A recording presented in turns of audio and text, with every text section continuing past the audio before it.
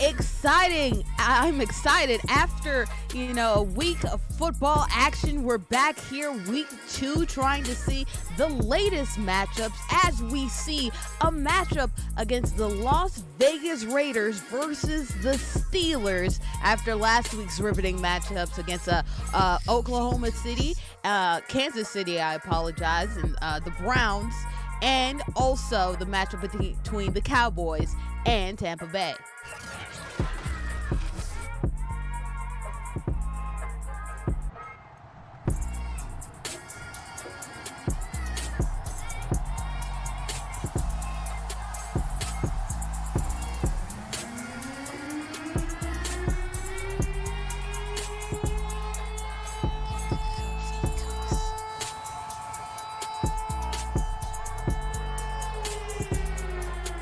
Yeah, that matchup was the definition of crazy. Going into overtime, the Raiders almost won it. We thought they won it, then they almost lost it at the goal line and then went back and rallied back again, winning it with defense. And that's the key issue for this week. It's all about the defense. The Steelers did a great job shutting down the Buffalo Bills and making Josh Allen look pedestrian.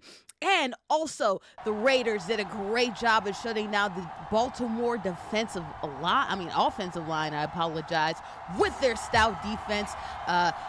There's going to be a great matchup right here. Let's see how these two quarterbacks respond, especially after up and down week ones.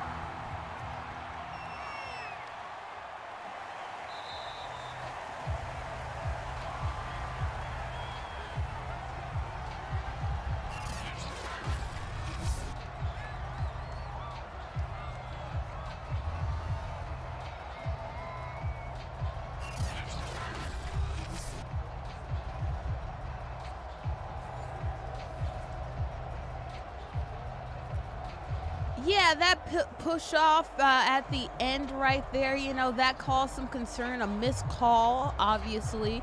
And, what else can you say besides death, taxes, and Brady winning it at the end with a very controversial call, you know what I mean?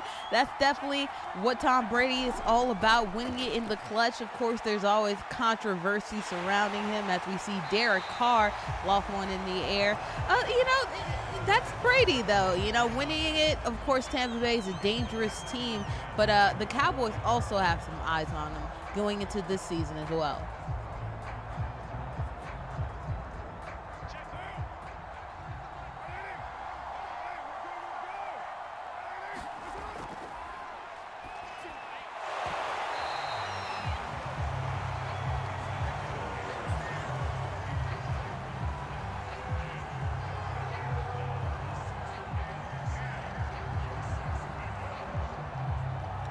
Man, this Pittsburgh defense is so good. You have T.J. Watt, you have Minkah Fitzpatrick back there. You have just great pass rushers. It's really going to be interesting. The Raiders are just trying to bolster their offensive line. This is Derek Carr there, kind of throw it into the dirt. It's a 3 and out early here. John Gruden doesn't look too happy. But they have Alex Leatherwood. They're trying to revamp that offensive line, and that's a rookie who has his struggles, has a lot of penalties. So some growing pains going against such premier rushing talent.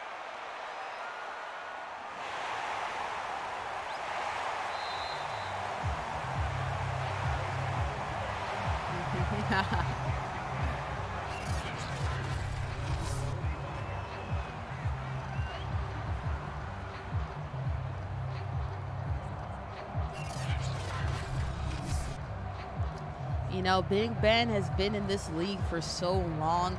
And, the thing about older quarterbacks is they tend to start slow. You see, every older quarterback except for Tom Brady, who defies age himself, has started off slow this week. You know, Aaron Rodgers, you see Big Ben not doing so hot there. So, you know, it'll probably take him a second to come to terms, not as prolific as they want to be on this Pittsburgh Steelers offense, and not a good week again, as you see a big game right there to, I think, Claypool. Wow, you know, it's going to be interesting to see how they keep it up. Oh, not Claypool, I apologize.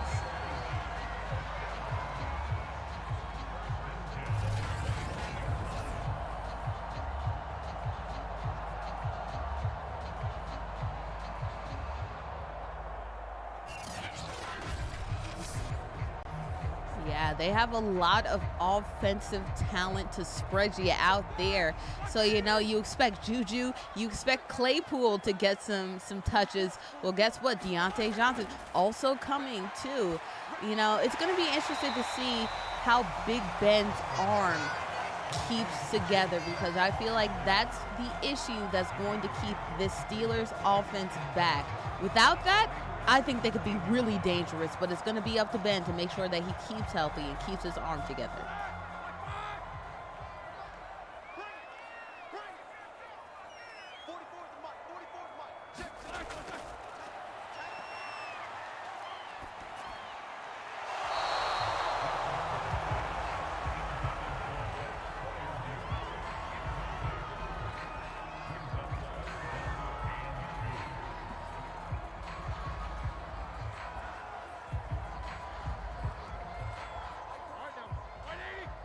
The Steelers are driving.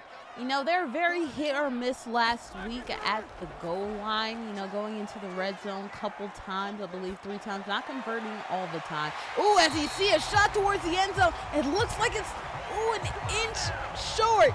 That's going to be very difficult for them. Hopefully they can get it in, though, because they have been prolific getting there. They just need to make sure they capitalize on their opportunities and get into the end zone.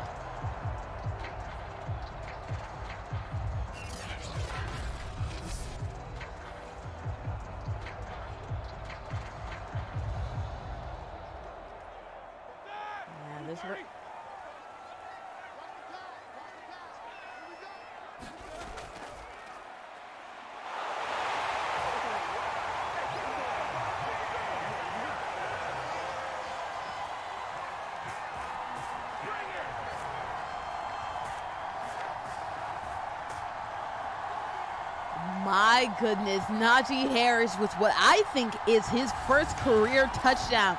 Very congratulations to him. You know, the Steelers offense really needed somebody who could get them going into the running game after having a little bit of fall off with Le'Veon Bell, not really having another bell cow that they could go to make sure the running game was on point. But Najee Harris can be that. Hopefully on Sunday, he could be as productive as he was just now.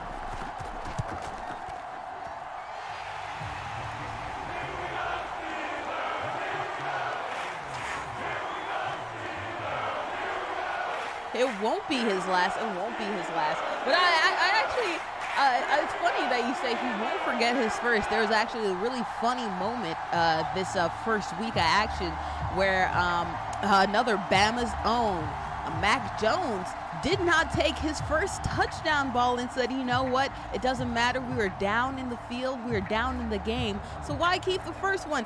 Young boys, you're not going to be in the NFL forever. Keep that first touchdown, okay?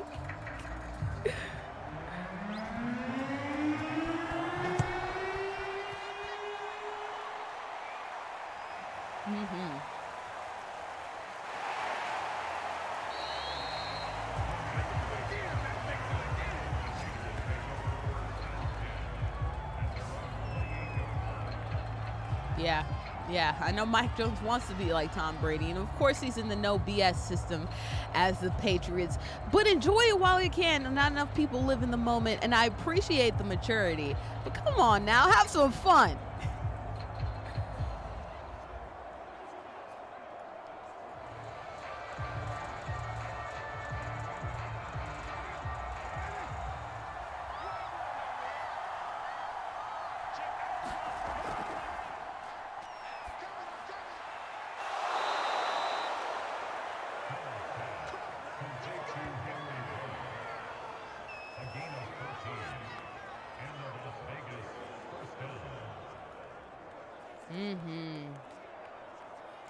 Henry Ruggs, another guy coming from Bama. All the people that we've really have talked about so far have gone to Alabama, it seems like.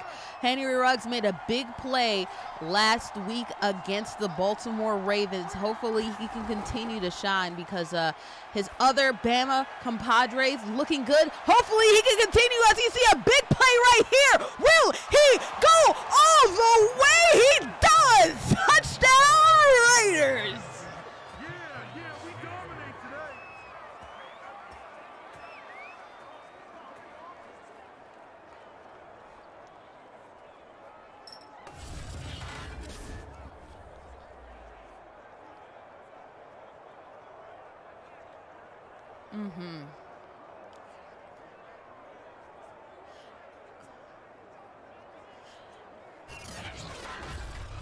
You know Joe Hayden has to be upset with themselves, the Steelers DB that blew that comeback route. You had an opportunity to tackle for a minimum gain. Instead, Henry Ruggs, he's a yak daddy, baby. You have to watch out for him in all of his moves that he could do because he is a speedster. Henry Ruggs got the best of him, but hopefully Joe Hayden can come back because now this game, it's all tied.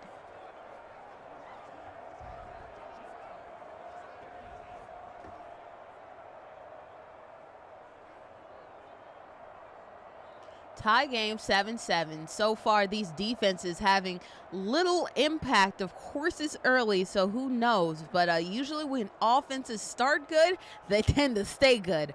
Let's see if that seems to be the case, or if these defenses can make some adjustments and come back, shut these offenses down.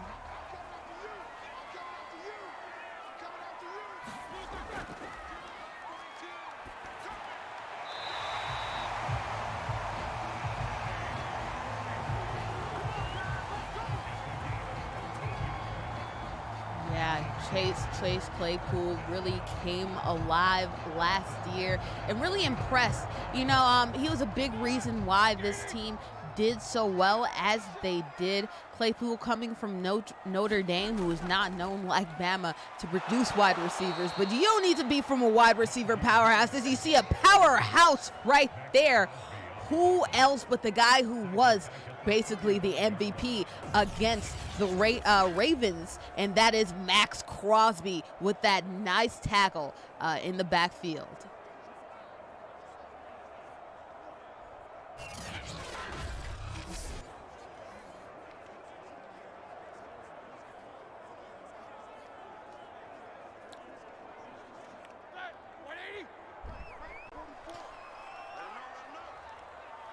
Yes, he does have some work to do. You know, a big question is going to be his arm. But going back, as we see right here, them looking like they're not going to pick up the first down. Max Crosby was a fourth-round pick for the Oakland Raiders at the time. It was the Oakland Raiders, now Las Vegas Raiders.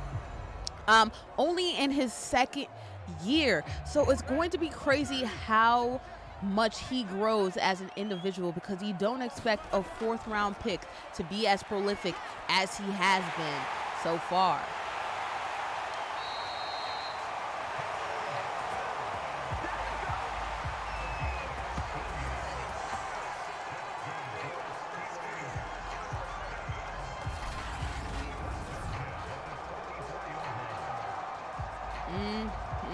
you know, that's going to be essential. Big Ben getting some quick, easy throws because he doesn't have his arm where he used to be. So if he can get some quick, easy throws, make these wide receivers who are so good just do most of the dirty work, they're going to look like a good offense.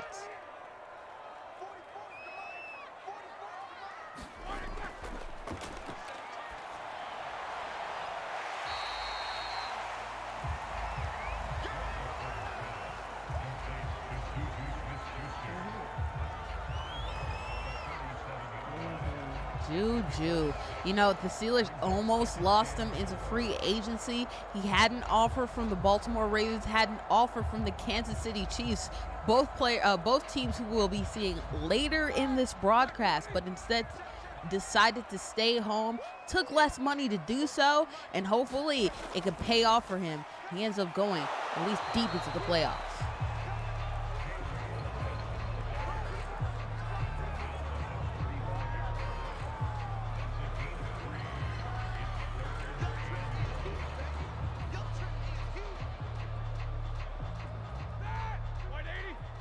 Let's see.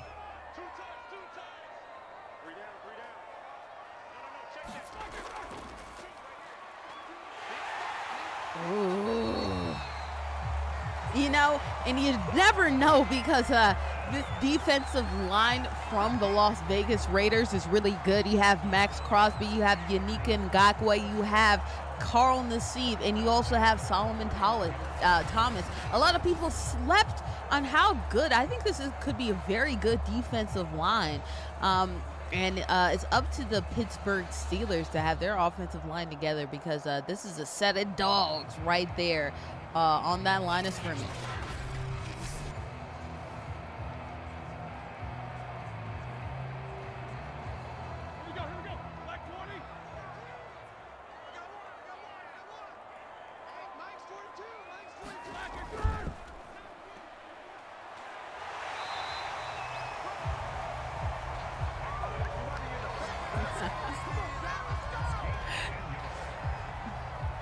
Ducking and dodging, really snake lining his way in between all those tackles. Ooh, missed tackle over here. Look at that. Ooh, missed tackle over there. Getting 13 yards, a hard earn. And look at that good blocking right there up front. That's going to be critical to make sure they can continue this drive.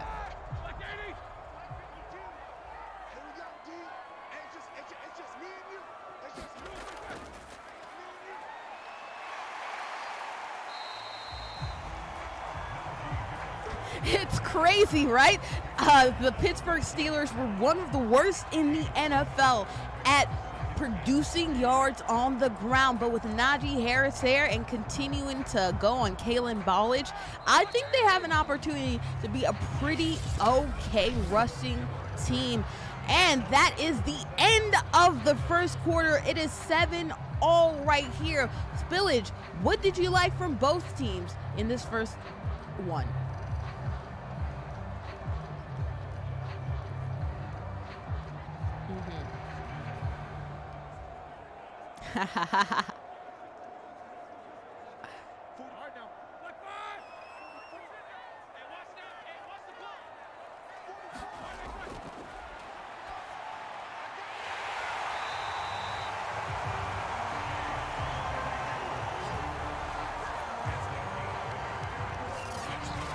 First down Steelers. You know, this is a very good, slow, methodical drive. Not a lot of big plays, as you see right there. Who else but Chase Claypool getting the first down.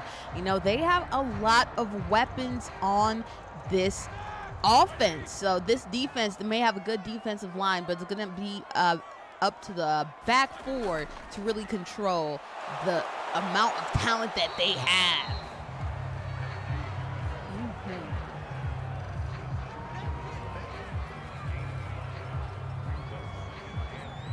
It's crazy, right? The Steelers offense was not known for running, but then you have two grown men right there running over people, trucking people, getting in between people. Let's see if they could capitalize because they've had their way all day.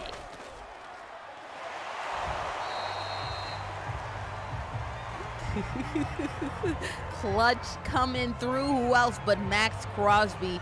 He was so crucial Monday. Let's see if he can also have an impact on Sunday.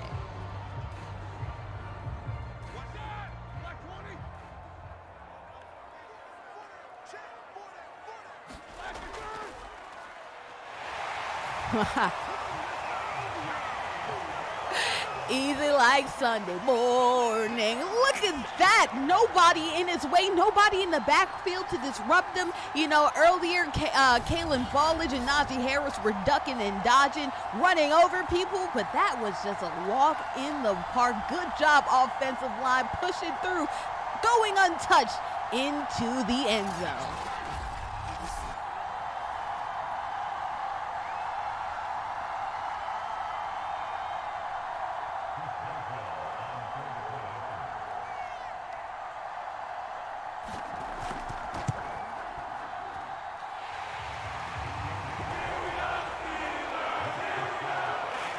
I'll tell you what, you put a smile on one coach's face, not a smile on the other. John Gruden here probably does not like what his defense did. Really got torn up, took advantage of defensive line, tried to make some moves, but did not ultimately. You know, this defense is going to have to be a little bit better like they were against the Ravens in order to make an impact, because these offenses are looking very, very good.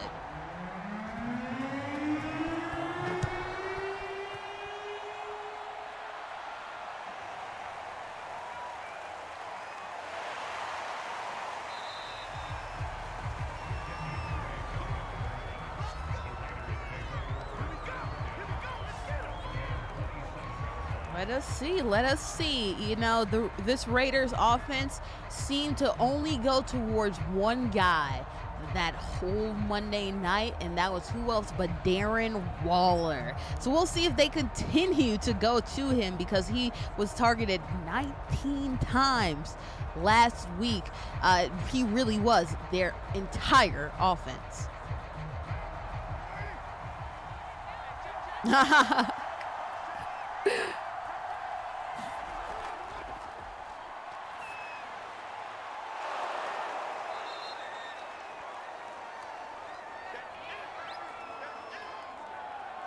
Hayward is down, out for the count, and that's very unfortunate, because guess what? This team is trying to go down. It was Nick Kiwarowski,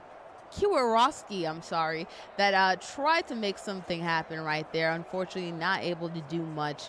It's going to be interesting to see what this Raiders offense can do, because this team, the Steelers team, is not only stacked up front, but in the back as well. It's going to be difficult to move.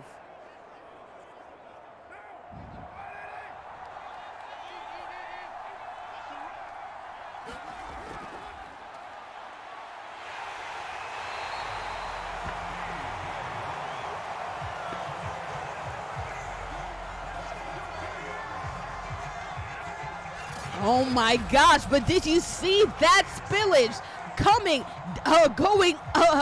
Going on the edge is none other than T.J. Watt, sacking the quarterback.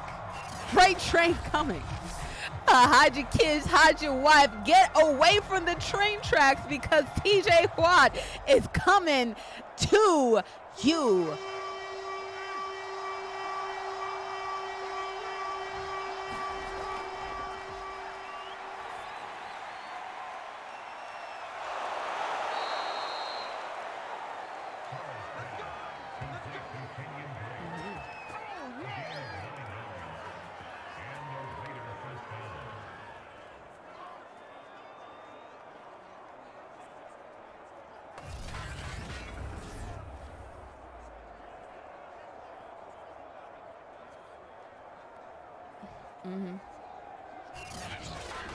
Yeah, Chris Wormley pretty good, but all the eyes are on T.J. Watt getting a sack so far. You know, he is going to be the difference maker. Just got paid this past summer, actually almost less than a week ago.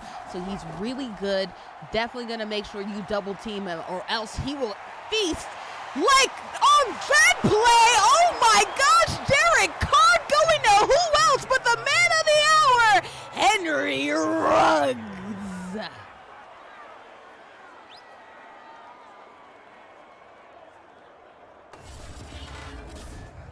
Oh my gosh, Henry Ruggs was quiet most of Monday, but making a comeback. That speed that he showed at Bama, coming back with style over everybody in that Steelers defense.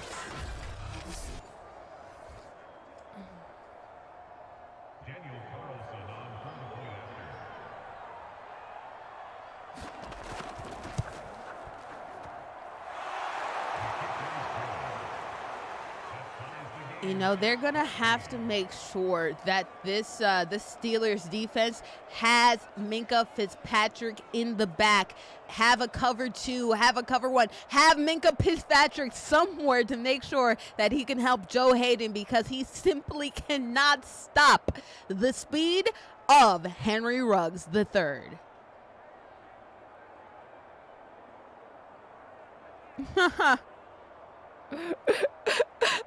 Oh, no, you have to notice that. You have to put that a note, because that is hard on the offense that's struggling to kind of get together and to see what they were doing wrong. But it also makes the defense a little bit tired, too. So hopefully maybe the Steelers can come back, take advantage of that short time on the bench and make this defense tired out.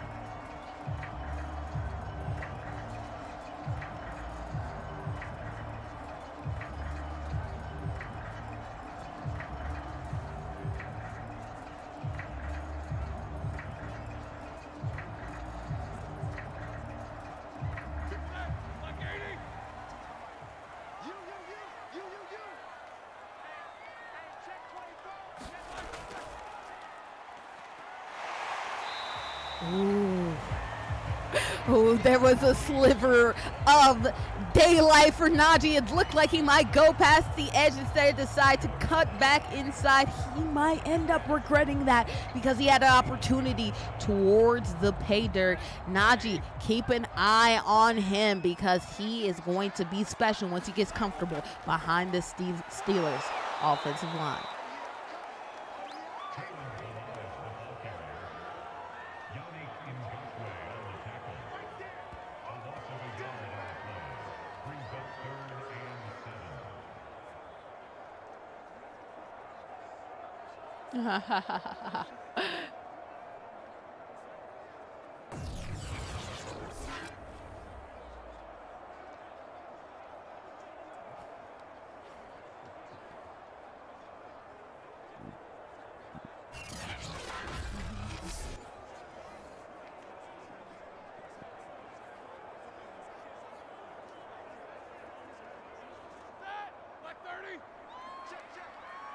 I don't know. That defensive line is good, but this offensive line has held too, except for that one backfield. Oh, look at that coming through. Hello, untouched, unguarded, unabated to the quarterback. It's Joe Schubert coming through. Oh, I apologize. That's for the wrong side of the field. That's Gerald McCoy coming through, sacking Ben Roethlisberger easily on that play.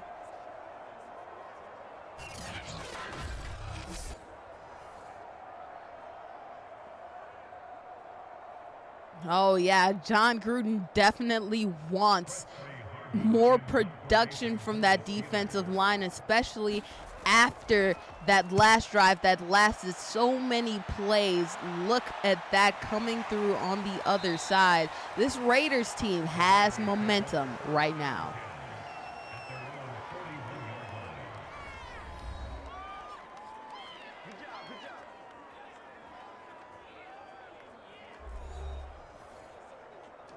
Yeah, Ngakoue. Yes, Ngakoue, Yannick Ngakoue, coming from drafted to the Vikings, then moved to the Raiders. Then moved to the Ravens. Now is on the Raiders. Yannick Ngakoue, very good in his defensive pass rush, but did some good right there on the running play as well.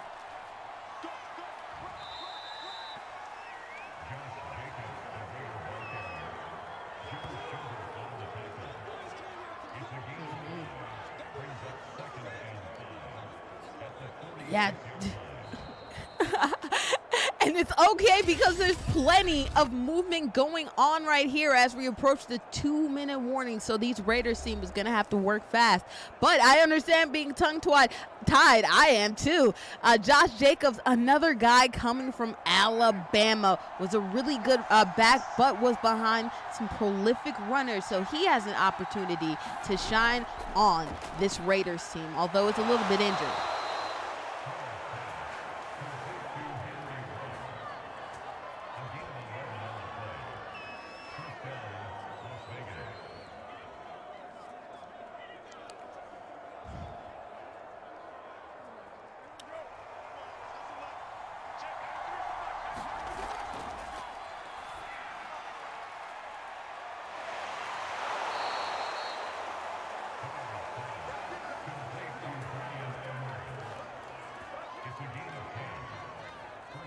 Yeah, just keep on driving. And I like that, milking the clock right here. You're already beyond the 50, so you could take your time. You have your timeouts left. Be slow, be methodical. Don't let their Steelers team get the offense, get the ball again before the half.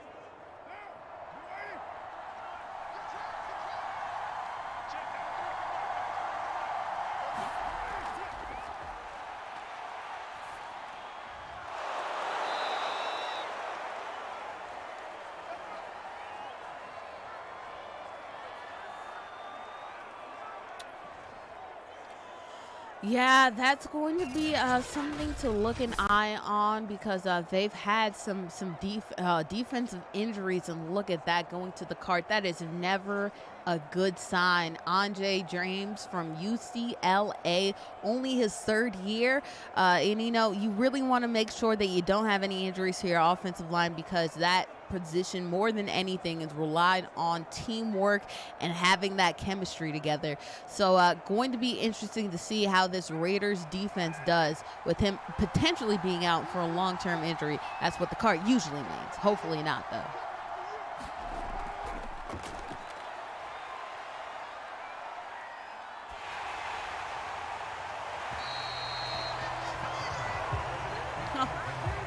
Not sure where Derek Carr was throwing that to. Derek Carr had a little bit of his own accuracy issues in that first game, but of course, getting used to the newer players, getting used to the chemistry that you may have. Hopefully, he can tighten up here because they only have 50 seconds left.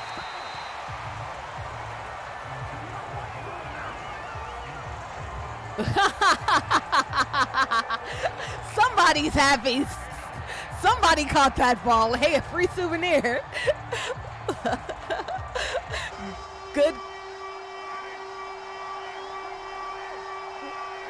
Good guy, Derek Carr.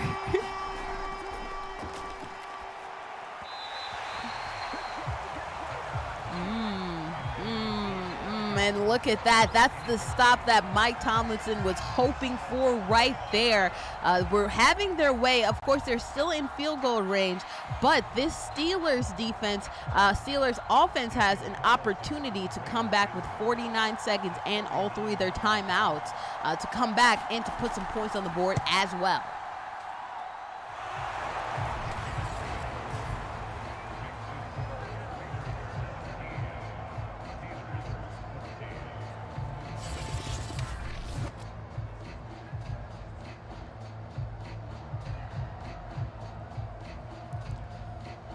Oh, this ball is moving and grooving, and I am feeling good. I cannot say that this will be the same look on the scoreboard this upcoming Sunday. Remember, this is all a simulation, but I hope so, because even though this was supposed to be a defensive matchup, these offenses coming alive like that kick.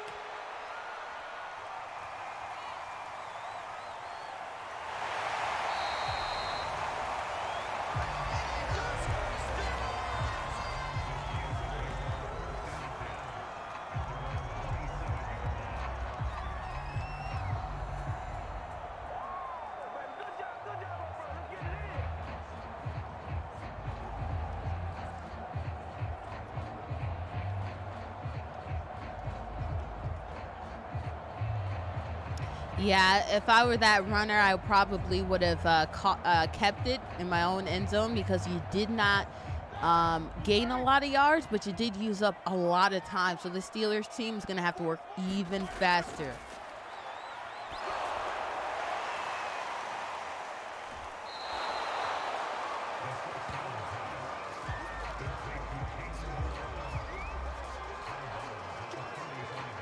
Milliseconds, Kalen Ballage coming through at the end. Ben Roethlisberger doing a good job holding it and holding it and holding it. Could have had even more yards, but Ballage made a good job of going outside, save those timeouts.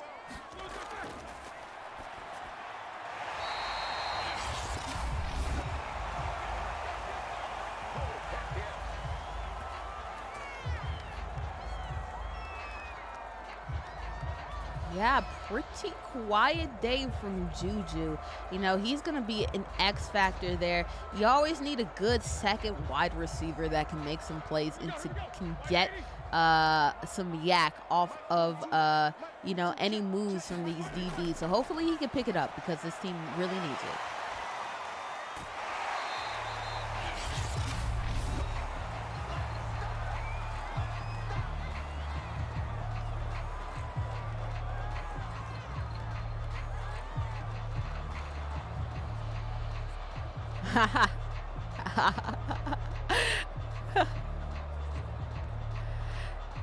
Yeah, and I really hope to see them pass the ball down the field to maybe Juju Smith-Schuster. I like the screen on the first call. I don't like the screen on that second call.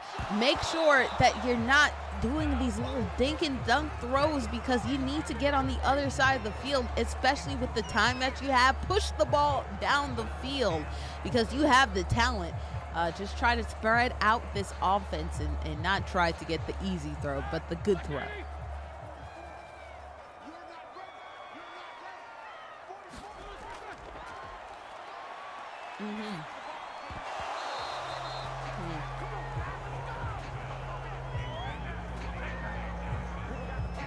A great play right there by number 99, Clennon Farrell. But oh my gosh, again, Mike Tomlinson not really loving this offensive play call. You have comeback routes short of the sticks when you're trying to make sure that you can put some points on this board. You need to spread it out. Did not do that, and because of that, they're kicking the ball the other way, leaving points, an opportunity for points on the table.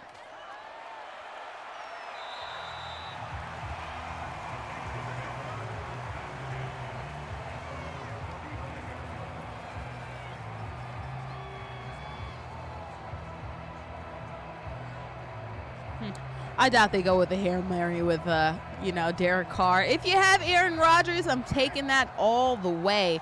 But I would just sit down, live another day, especially while you're up. And that's what they're doing, running the ball to Josh Jacobs and taking it to the half.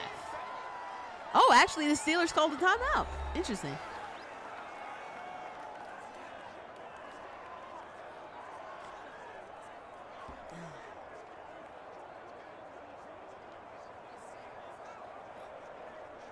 Yeah. I think at a certain point it became frustration. His second pick seemed like just a chuck it, F it type of play. And that didn't end up going so well. As you do see a Hail Mary, it ends up being knocked down, incomplete. We're going to the half here with the Raiders up 3 against the Pittsburgh Steelers. But yeah, so Aaron Rodgers, you know, I talked about it a little bit. Older quarterbacks start off slower. You had players like Eli Manning come out slow out the gate when they were doing moderately well towards the end. You had players like Phillip Rivers, who of course ended his career pretty well in the Indianapolis Colts. Looked pretty good his playoff series against I believe it was the Chargers. I can't remember quite well. But I do know this, that older quarterbacks, it just takes some time. Only Tom Brady is the only guy that can come out and can look all the way together. And even Tom Brady, his last year in New England, did not come out fresh out the gates. Sometimes you need to, you know, shake off the rust. So that's probably what's going to happen for older players like Aaron Rodgers, like Ben Roethlisberger, getting back into it, because nobody else can talk about how much, you know, your arm is getting to you, maintaining your health is than Drew Brees, who also joined the media broadcast booth, talked a little bit about having a less than stellar arm towards the end of his career.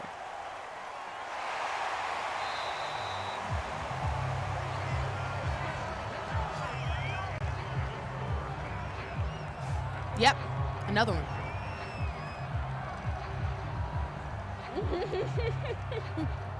I did not know that. He's like the Vince Carter of the NFL, huh?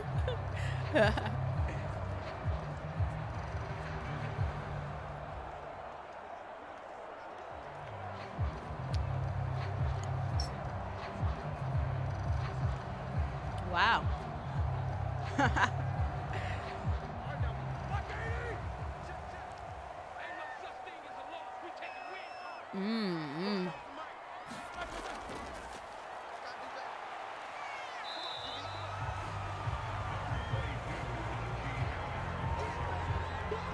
You know, Brady's probably going to eclipse him. As you see, Brady is about to be one of the oldest starting quarterbacks in the NFL.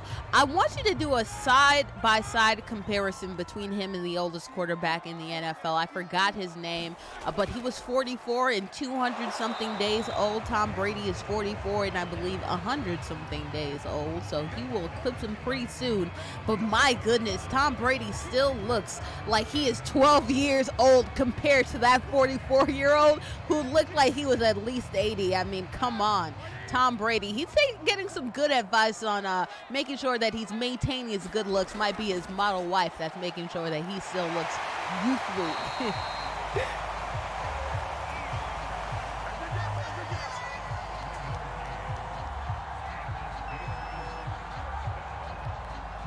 Yep.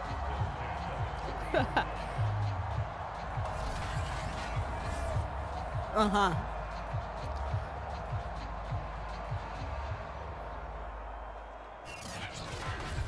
Mm-hmm.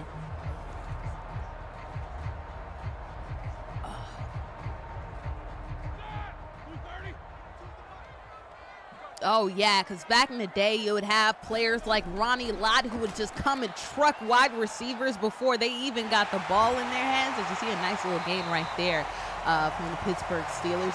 You'd have players like Deacon Jones who would just maul people's heads, you know, but versus this time, they literally changed the rules to make sure that players like Tom Brady and Aaron Rodgers are more healthy. They modified, you know, not going towards the quarterback's legs, not going towards, not rolling on a quarterback when you're going towards the ground like Aaron Rodgers.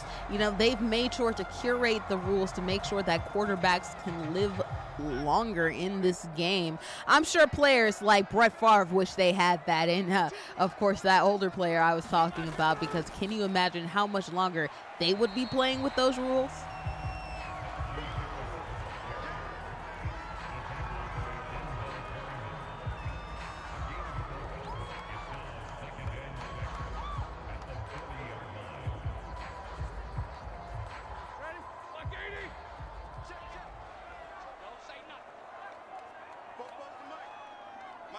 work cut out for them. Not too much in the danger zone, but this is where it starts to get interesting, and this is closer to the danger zone right there. Not in the red zone, but getting almost 10 yards from it.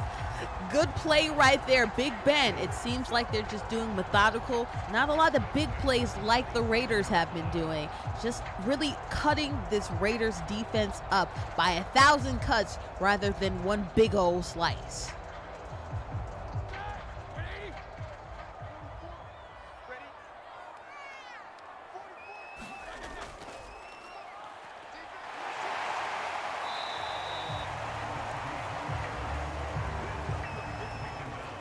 Oh, man, I bet the Steelers really wish that Najee Harris plays in real life like he is in this game, because he has been having some big holes, really making sure that he dodges his own tackles and dodges a couple players coming towards him to get even more yards. He's been doing a great job getting the easy plays right there. As you see, they're well within their red zone at the 10-yard line. Big Ben doing beautifully in this drive.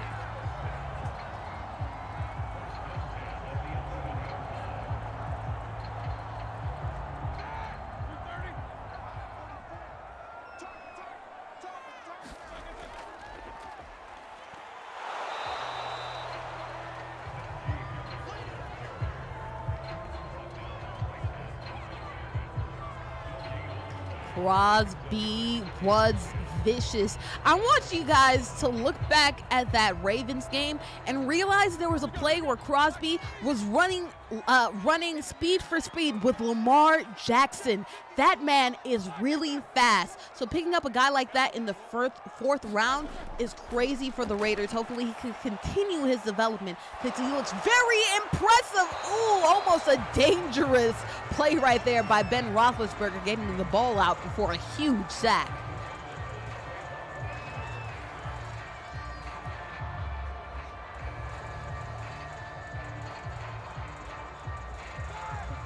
Oof. Oof, man, I'm telling you, these defensive linemen are a new breed.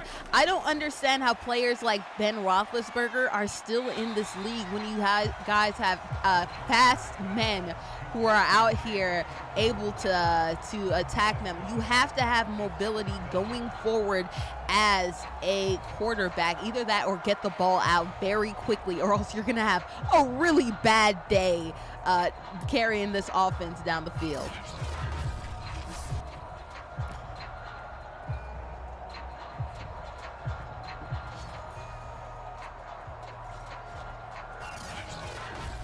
Yeah.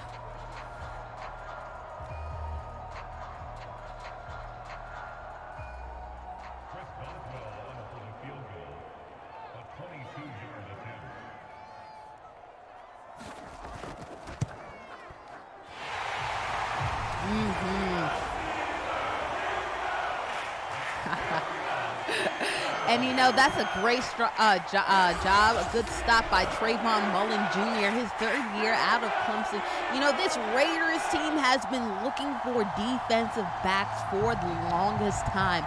So it's very encouraging to have a defensive back make a crucial stop against this really talented Pittsburgh Steeler wide out crew.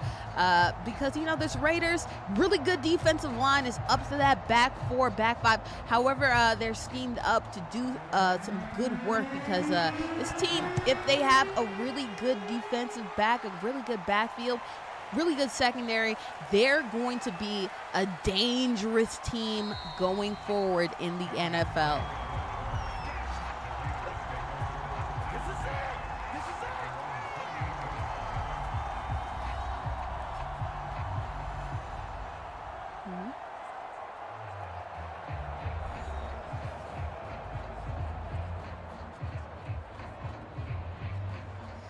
Ooh, oh man, it's it's way too impossibly early to say, right? Because you have players, you have teams that are interesting, right? So I look at players, teams like the Raiders, right? Didn't get into the playoffs last year. Of course, it's looking like the San Francisco 49ers are looking as good as ever and looking like they are going to be good. Did not make the playoffs last year because of a lot of injuries. A stop right there by the Raiders in the backfield.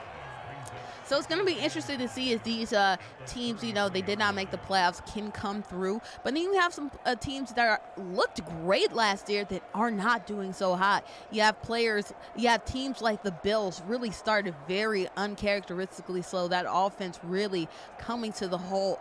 Also, the Ravens not doing so hot either. You know that they've had a lot of injuries. Their offense not as dominant as it used to be or looking like it.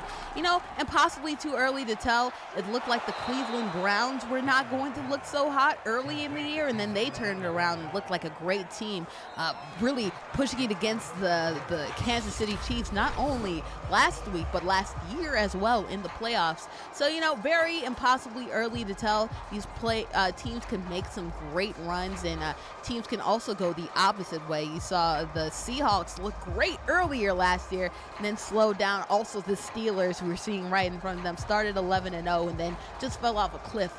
So it's going to be interesting to see how these teams, how they keep up their momentum. But those are some easy early teams to just keep an eye on to see if they continue their dominance. Tennessee, another one. How good are they really after spending all that capital on Julio Jones and losing their defense? That's a question mark.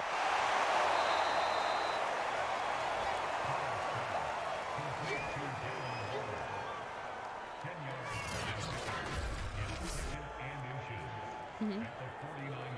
Yes. Mm-hmm.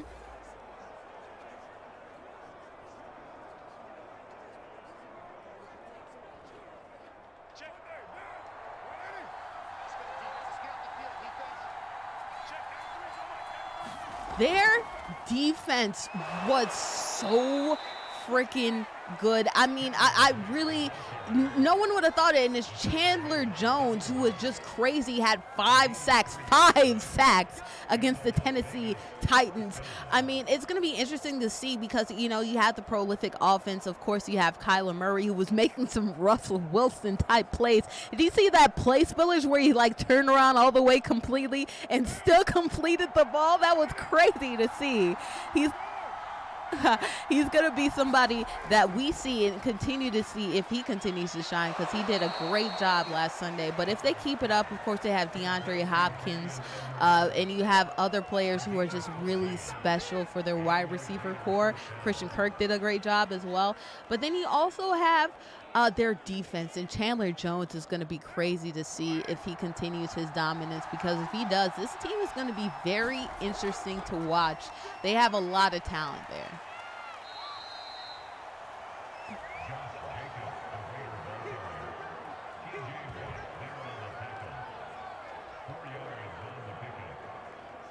And you know what, before we close out our little Arizona tirade, the only problem is Arizona is in a stacked division. The AFC West is so good. Your very own Las Vegas Raiders doing a really good job in this game. Simulated did a really good job yesterday in real life. We'll see how they could. The Seahawks did a mollywop last week against their competition.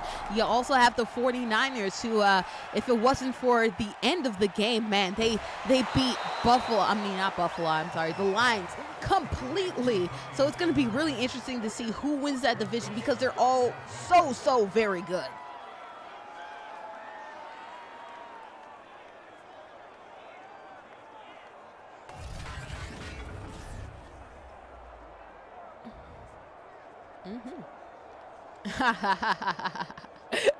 You tell that to USC fans, the West Side USC, and see how they feel about that abbreviation.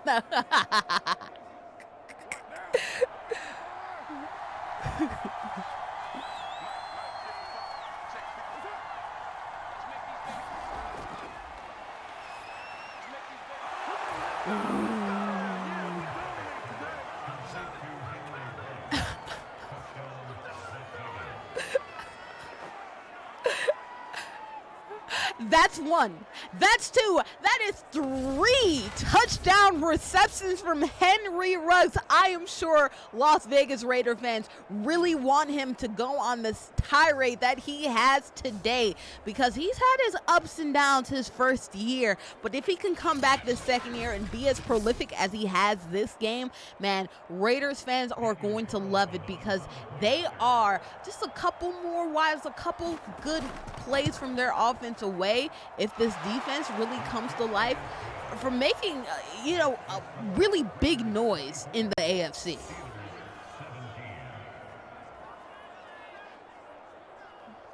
Whew.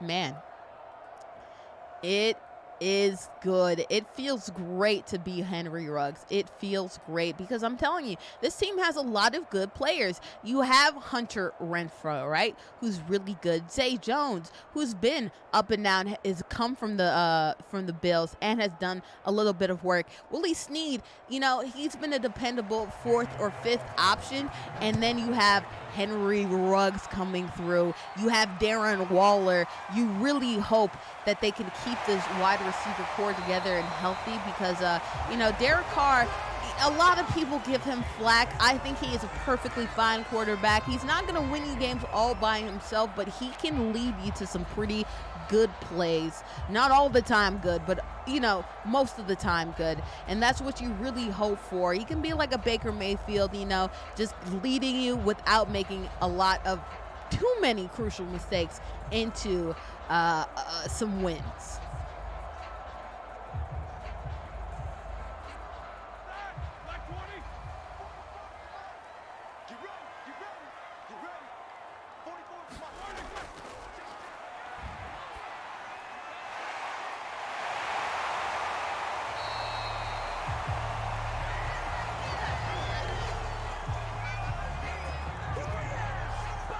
Chase Claypool.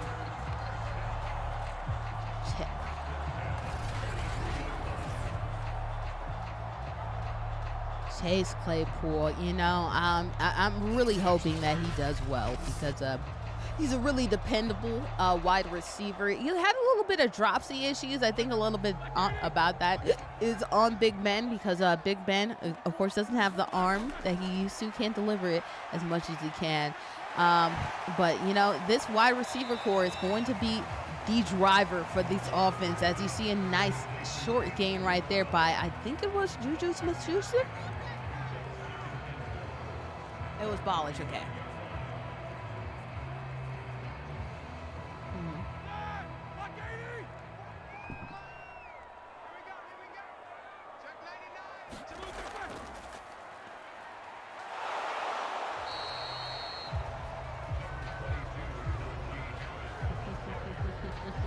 But number 91 held his own, and that's what you want to see. Even if you do get run over, you continue to hold on. That's who else but Yannick Ngakoue, the new acquisition for this Raiders team. I'm telling you, man, this defensive line is good. The Steelers better reconsider rather than, oh!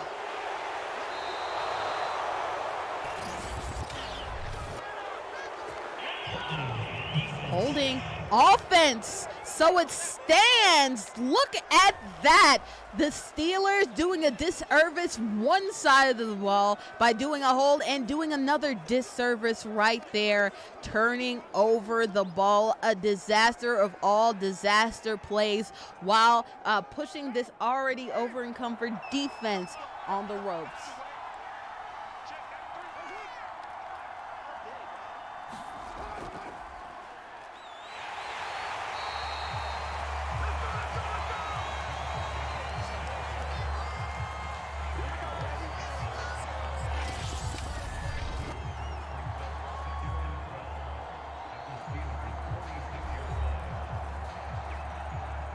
I think they can. I think they can. I think they need to because there's only a couple minutes, so they have to.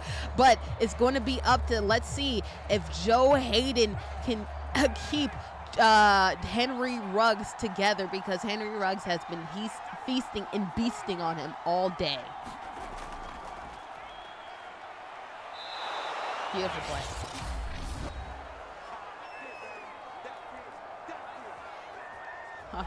That was beautiful, a beautiful play right there.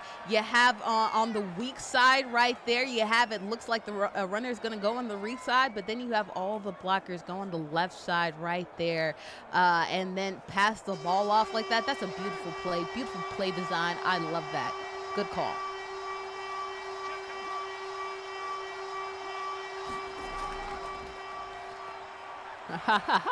Woo! Woo! Woo! Woo!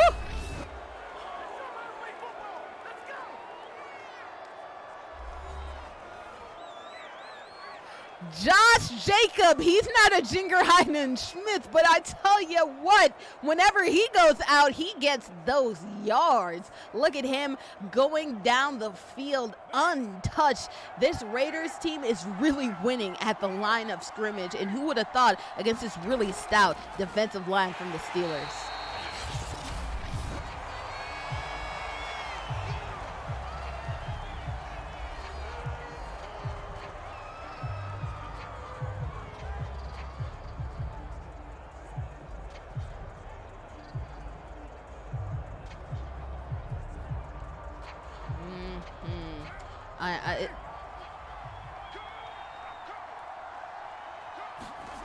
You know, so it's already looking like the Cows are coming home, but then you have an untouched run. Who else but the George Jacobs going through and making sure that this game is over.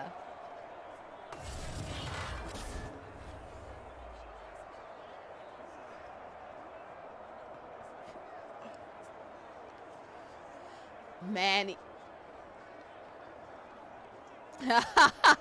I know that he's looking forward to getting past his rookie contract. He is so good. You know, he was injured last week against the Ravens, has a toe injury.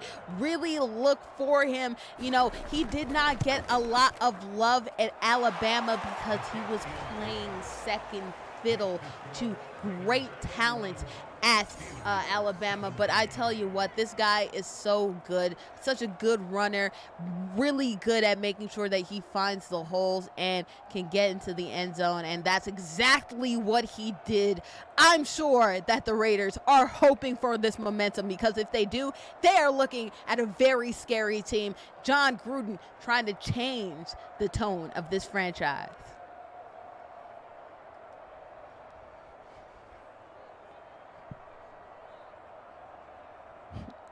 Yeah.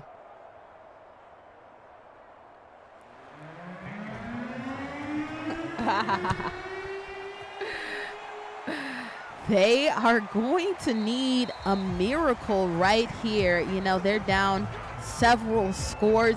They're going to have to score in the next couple seconds, because if not, this is already a swan song. It looked like it was a swan song, but as we saw at Monday night's game, you know, anything could happen, and when you think that one team is about to lose, they end up winning and then losing again. I don't know, man. That was a crazy game, so anything could happen. This Raiders team has saw it firsthand.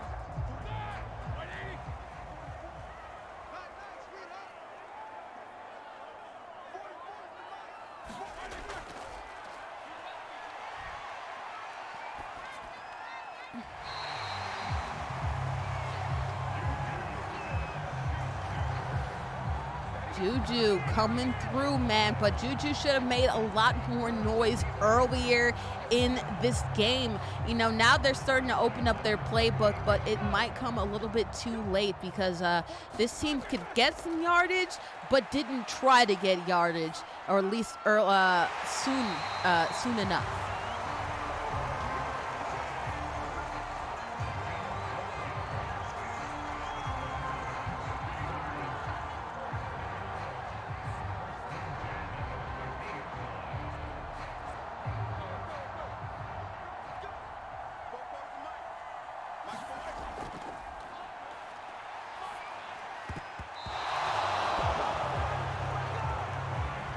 Ben isn't looking like he used to. Oh my gosh, this would be disastrous. You know, he did not look very good this Sunday, and I said that you know, sometimes older quarterbacks, they don't have it in the beginning of the season. It's going to be interesting to see if he has it at all, because Drew Brees, he always thought it was going to turn around until it didn't.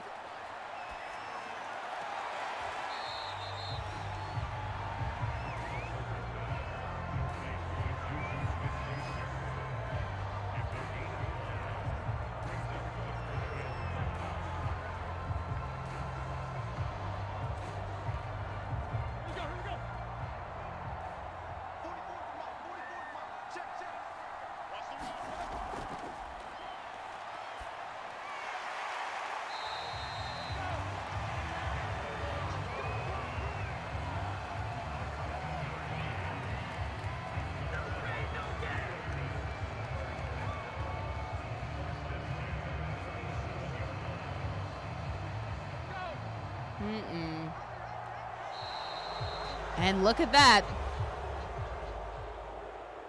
You know, and that's the perfect symbolism for this game, making a lot of good short yardage first downs, but at the end of the day, it's the big home run hitters that end up winning. Henry Ruggs with 3 touchdowns to make sure that he puts this Steelers team to sleep. Look at that, the score, 31-17, the Raiders winning on this one.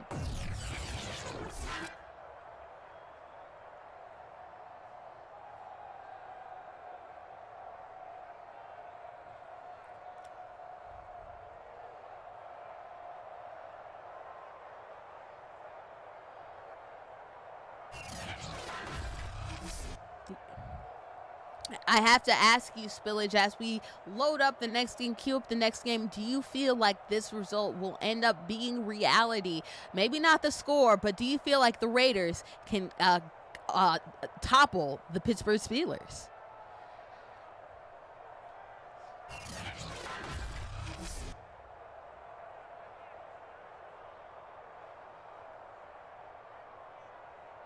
Yeah.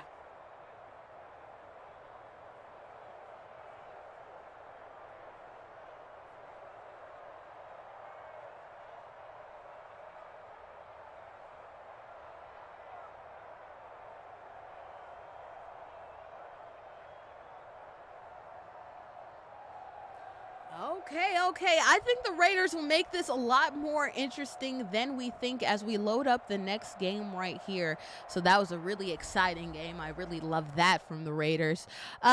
You know, it's going to be interesting. I'm going to see what this defensive line and how close it is to reality, because as we're going to see this Baltimore Ravens team that we're going to see coming up next against the Kansas City Chiefs, they had no offensive line. So it really is going to be interesting to see if this defensive line could go against a pretty nice offensive line in the Pittsburgh Steelers.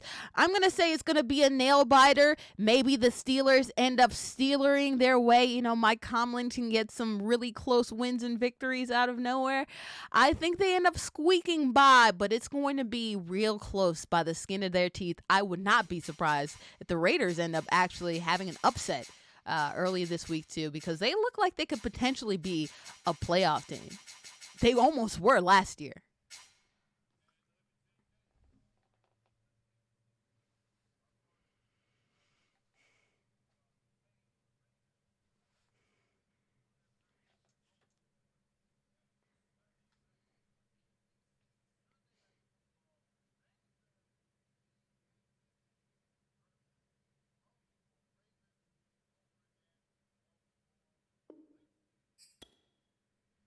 Yeah, I'm someone that is a big believer in Lamar Jackson and this team. However, I feel like they have acquired way too far many injuries on their offense to really be as effective as they need to be in this one.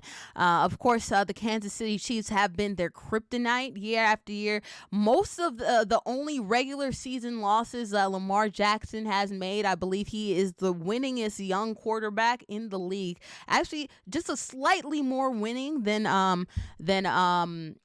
Patrick Mahomes. However, the only person to consistently beat him is this Patrick Mahomes team. Really bad favor to have this team early in the season while they need to find their identity after a lot of key injuries.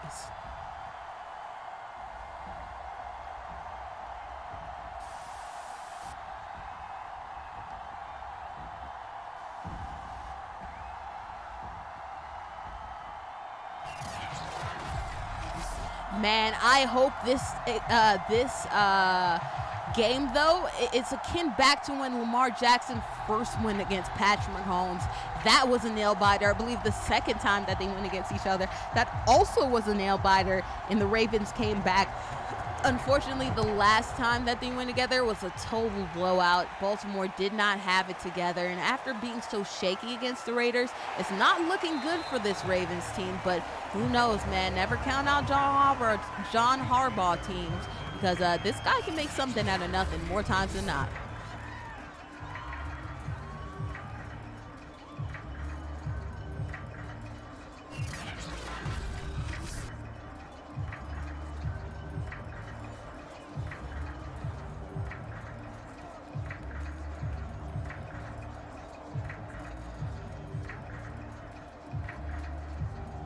this Chiefs no, you go ahead. This Chiefs offense looked really a little bit slow last time that we saw them against the Browns, but then they came back out of nowhere, was still as great as they were. Tyreek Hill and Patrick Mahomes having a deep connection for 75 yards. They're still as dangerous as ever. It'll be interesting to see what this team does against this Ravens squad, because the Ravens defense isn't what it used to be.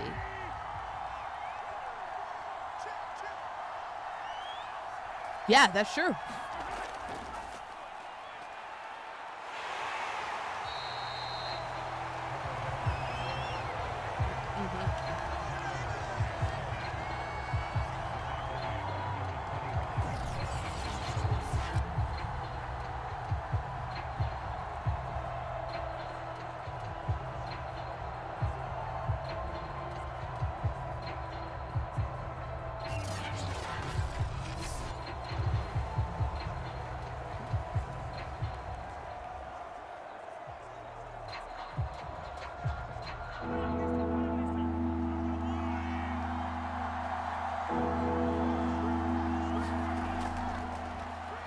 Oh, they are still. Oh!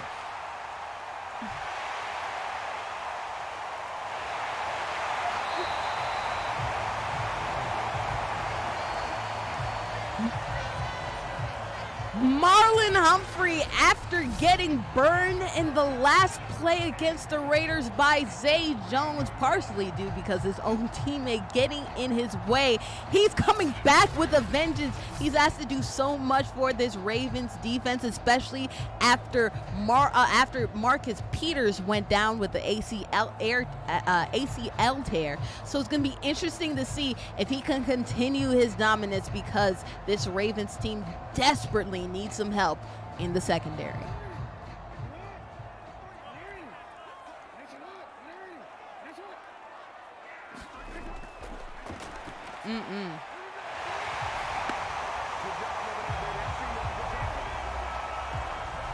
Oh, going back to Hollywood. You know, that's been Lamar Jackson's most dependable target throughout his years. You know, the Baltimore Ravens has not had a wide receiver that can have a lot of yards, that can be very dependable in these last couple of years. So having someone like Hollywood, someone other than Mark Andrews that Lamar could go to, man, that's super crucial. I know the Ravens hope they get out to this start, because it did not look so hot last game.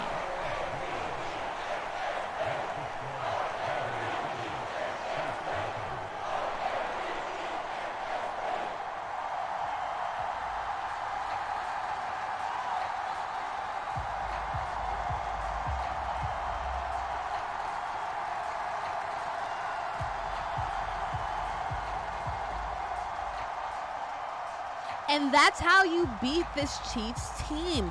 We've seen that if you make sure that you can score early and often, you can at least make this offense, this team sweat.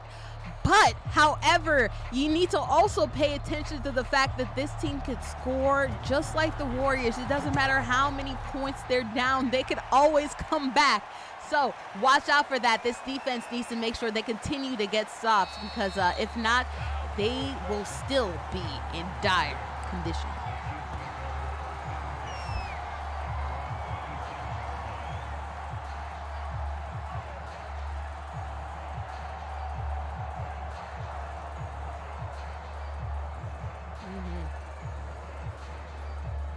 Yes, Sammy Watkins with Baltimore. So this is going to be a little bit of a revenge game for him. Let's see if he can make some noise against his former team, because the thing about Sammy Watkins is, you know, he'll be injured in the middle of the year. He may come back at the end of the year, but it's really in the beginning weeks where he tends to feast. So let's see if he can get one on his old teammates.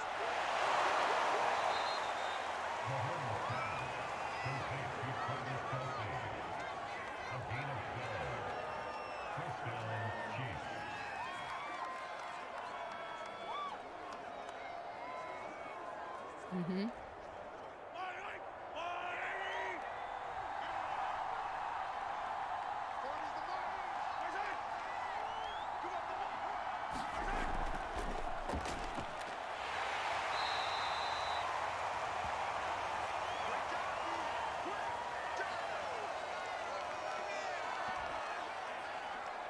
Yeah, you don't want to see that if you are a Kansas City fan, because this team right here, we already saw what offensive pressure can do to quarterbacks. Patrick Mahomes in the Super Bowl was pressured over 50 times against Tom Brady's team, the Buccaneers, last year, and that caused a lot of issues for him. They need to make sure that they continue to shore up their interior pressure. That was Andrew Wiley right there that ended up going down. You don't want to see that, because interior pressure is never good for a quarterback to encounter.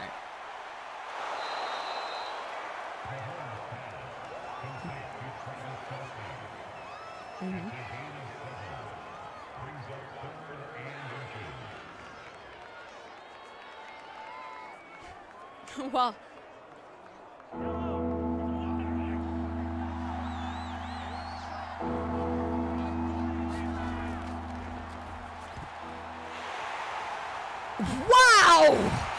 wow, bold call by Andy Reid right there, when you have an inch to go back to who else but Patrick Mahomes, but then you turn the ball over the other way.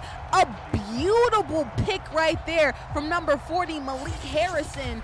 Oh my goodness, who would have thought that Patrick Mahomes would turn the ball over twice early in this game?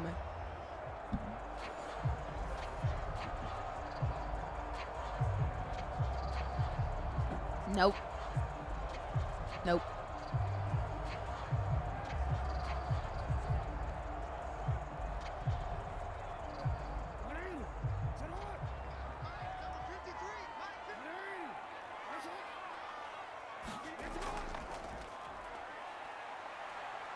Oh,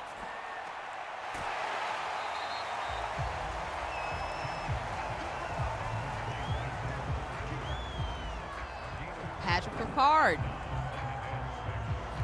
Yeah, Project Pat, very good fullback. You don't see a lot of those in the NFL. I feel like him and Kyle Juszczyk are like some of the only fullbacks that we see really in this NFL squad. So let's see how this team does right here, as the pocket looks a lot better in simulated life than it was last night. I'll tell you that.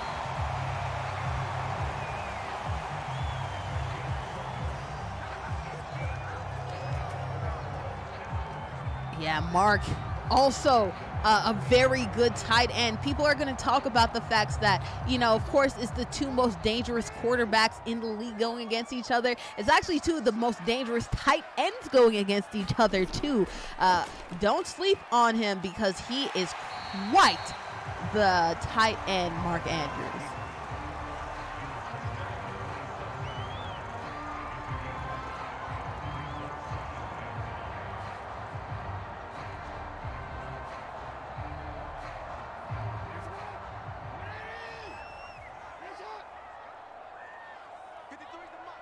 Yeah, it still baffles me that people didn't think that Lamar Jackson could be an NFL QB. Probably because he sometimes makes those duck passes right there, as you see an errant throw. But for him, it's all about consistency. I think a lot of times people have a misnomer as to what accuracy means. It can mean a lot of different things, and placement is very fluid. It depends on. But Lamar Jackson, he may be a little bit streaky like a Stephen Curry. He'll be on it one time, be off it a little bit, as you see right there. Nice little completion on the side. But when he's on, he is on. He is accurate, and he can get the ball in the receiver's hands. That's what you really want from your quarterback, to be mostly an asset, and he's not going to lose you games. He will win you games. That's what you want. Oh, incomplete.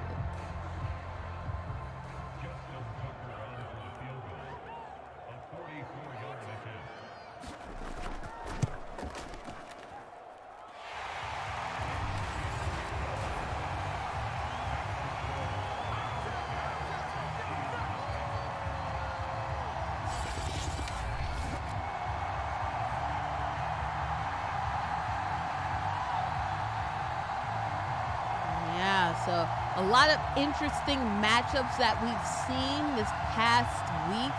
We saw the Buffalo Bills get defeated by the Pittsburgh Steelers. We'll see how they bounce back after having a spectacular year. Are there any teams that may be up and coming for you, Will, that don't have a lot of traction, but you're really interested in them and how they do this year?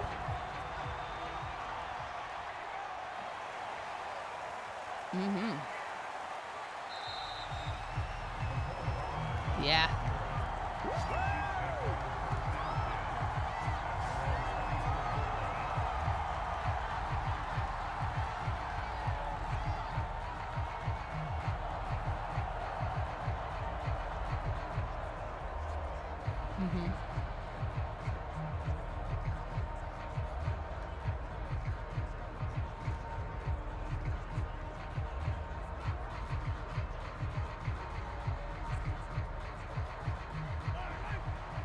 Yeah, I'm super excited to see. A lot of people think that Jameis is a dumb player. I don't think he's a dumb player. I feel like he's an impatient player.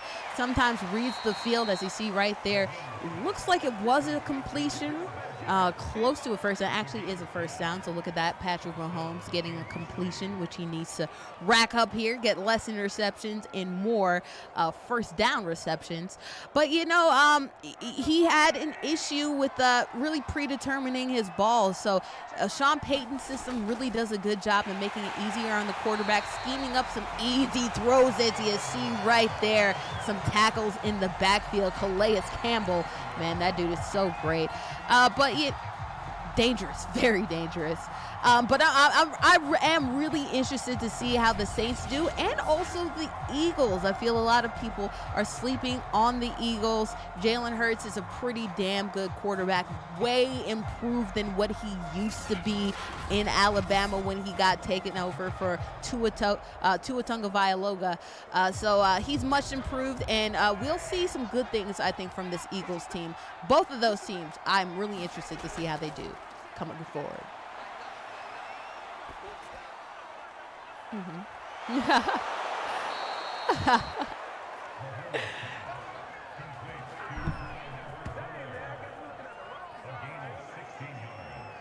Yeah.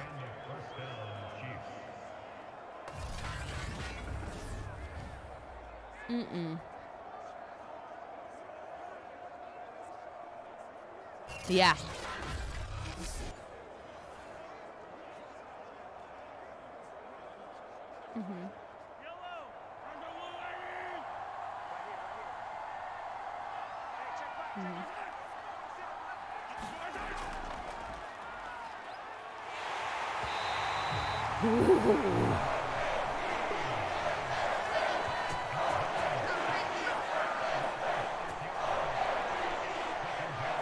I tell you what, I bet the Ravens wish that the simulation were reality, because right now this Chiefs offense really, really slow.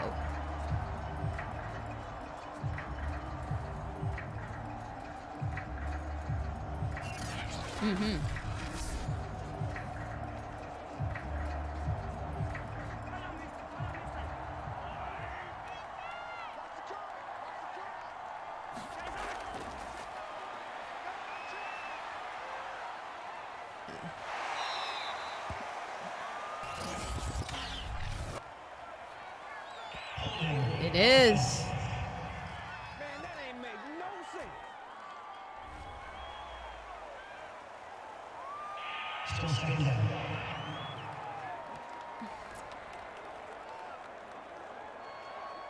Yeah.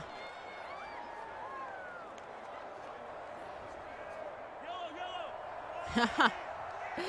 They need him. They need him. And then that hold was Orlando Brown Jr. Talk about revenge games. It's his revenge game, too, as he is coming from this Baltimore Ravens team on to the Kansas City Chiefs. You know, he decided, you know, after playing right tackle for the Ravens, was left tackle at OU, came out in the draft, was under athletic. That's why he was drafted so low after having first round talent. It'll be interesting to see how he does in this offense, because he's not very athletic, but Patrick Mahomes is, as you see right here. Patrick Mahomes, ooh, a close throw to who else but Mecole Hardman. Hopefully he can rack those up, because it's been up and down for this Chiefs offense.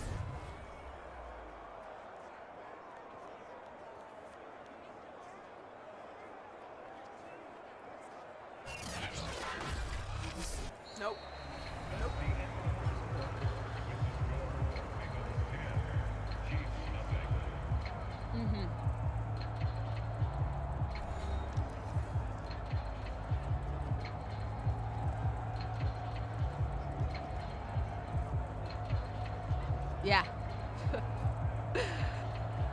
This is one of the only offenses in the NFL where they're in third or second and long. However, it could be 30, it could be 50, and you feel like this offense has a chance to convert it. Patrick Mahomes, Andy Reid, so good. Tyreek Hill, all these players really good. Ooh, as Patrick Mahomes throws another dangerous pass right there. Luckily not to get the interception.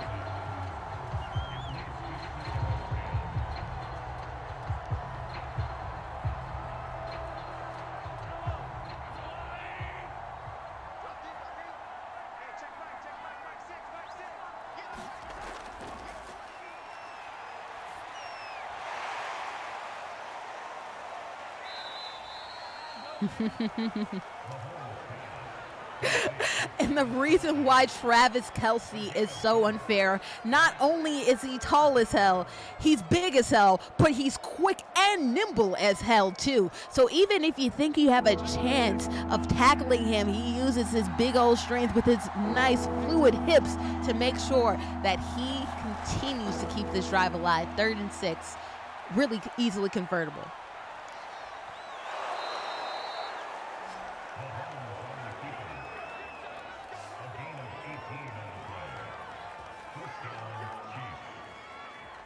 Yeah, man. The way that Patrick Mahomes uses his leg reminds me of a young Aaron Rodgers. A lot of people really don't think about the fact that Aaron Rodgers is actually a dual threat quarterback, but he's had seasons where he's eclipsed Colin Kaepernick in rushing yards. He was really good at making sure when everything was covered downfield, getting some yards and making sure to keep the ball alive. That's what Patrick Mahomes does so well, and that's why he's so dangerous.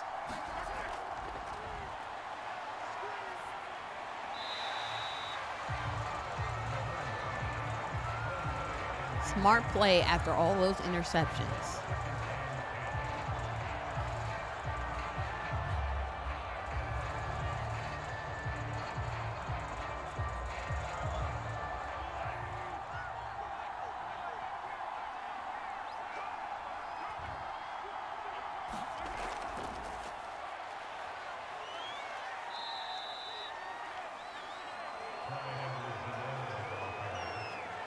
Yeah, that's interesting. I don't remember seeing a lot of rushing yards. I've seen pass after pass, which makes sense because this team is so prolific in the passing game. But also, you know, Patrick Mahomes has also turned the ball over. So I like Andy Reid sticking to his gun, sticking by his quarterback.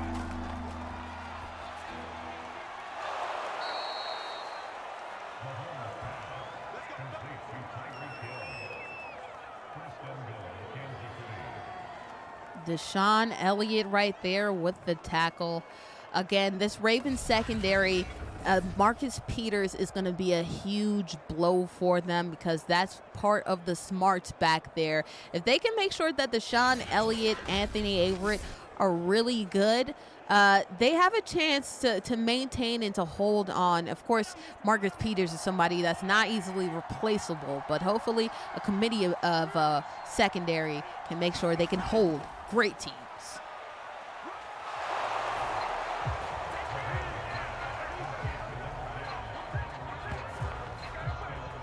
A little dangerous handoff, but guess what? We like to live life dangerously. Patrick Mahomes, after having some turnovers, made sure to get that in the hand of who else but the workhorse, Tyreek Hill. They need to depend on him to make sure that they have really good playoff hopes. After not having as deep a wide receiver core, it's nice to depend on Reek.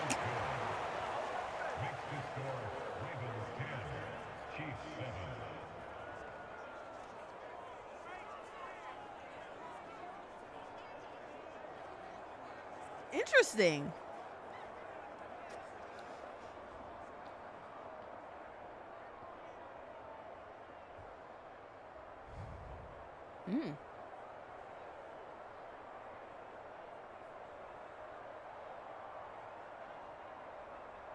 Yeah.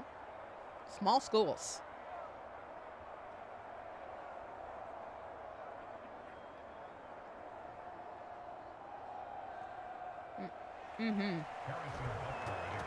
Yeah, another one, Antonio Brown, really from SMU, a small place no one's really heard of, and has turned it around too. Or even like schools that are big, but no one expects wide receiver talent from, like Chase Claypool, who we saw earlier from Notre Dame. No one really talks about Notre Dame's pass catchers. It's really nice to see players who are from smaller schools really have the shine that they deserve. Speaking of smaller school, Lamar Jackson almost had back-to-back Heismans at Louisville, not known as a power school. Let's see if he can put some more points on this board early in this game.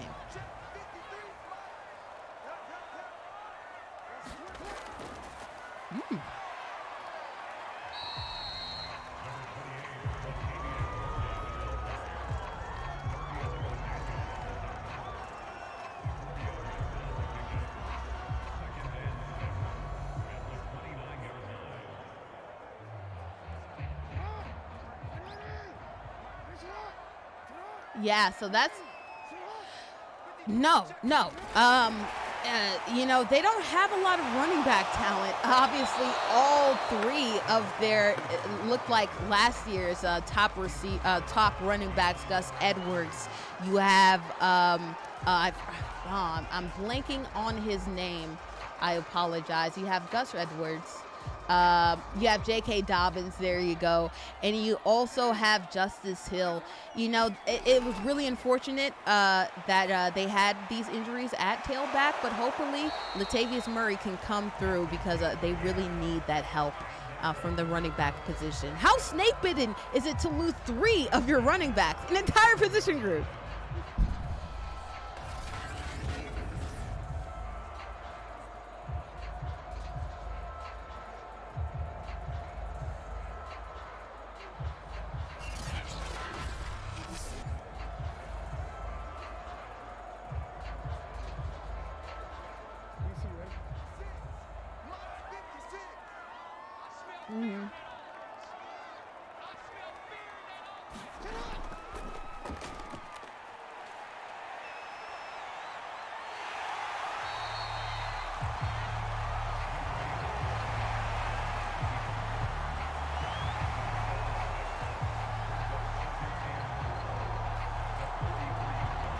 There's some things that simulations don't pick up well.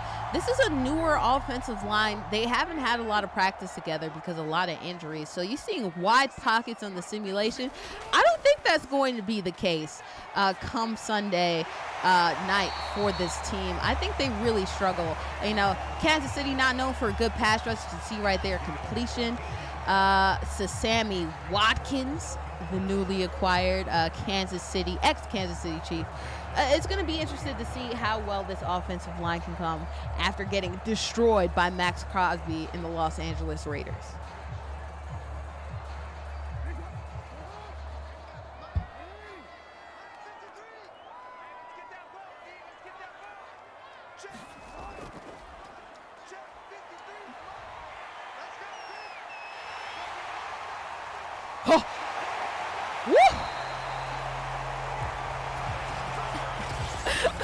We talk about life-death taxes in Tom Brady making sure at the end of the games to have his clutch moments. Look at that. Lamar Jackson, it doesn't matter what you do downfield. You have to watch out for his speed because that's the most dangerous part of his game. You can't teach speed. What did you say earlier, Spillidge?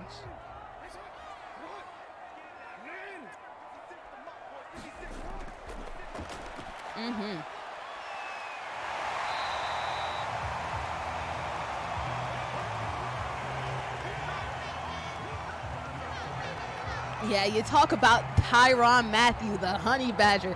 He really is their ball hawk for this Kansas City defense. They have up and down. They don't have the most stellar defense in the world, but when you have Tyrann Mathieu, a ball hawk right there who really studies the game, can really be dependable, that's how you end up doing well, like Lamar Jackson almost got into the end zone.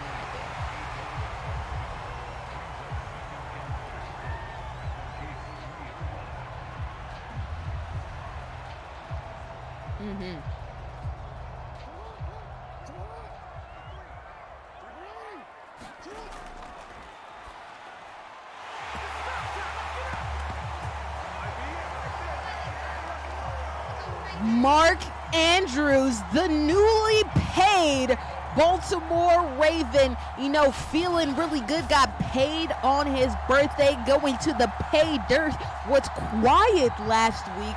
Hopefully he can turn it around against the Kansas City Chiefs in real life, because my goodness, this team looked anemic without his production.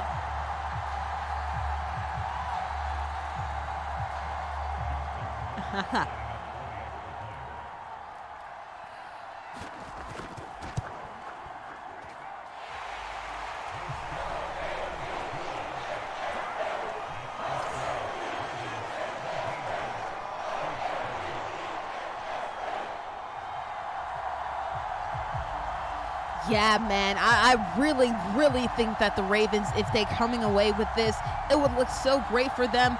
Usually against KC, they're the ones that are having to claw their way back into the game in order to make sure that they do well. It was the first matchup between Patrick Mahomes and Baltimore, the only one in which Patrick Mahomes was coming back after a deficit. I bet they wish for this result, because they would be feeling pretty good about their Super Bowl chances if they have a score at this towards the end of the half.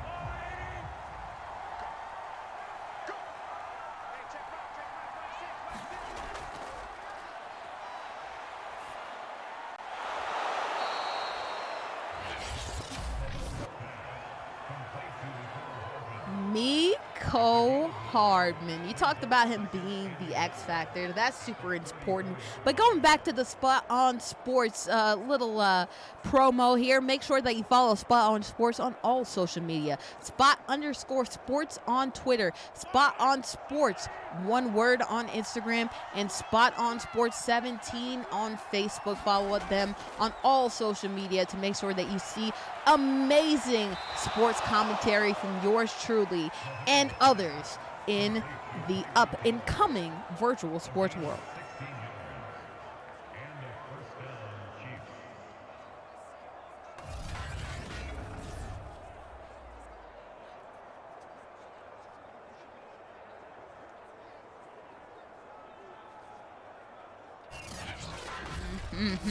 Football. We love football.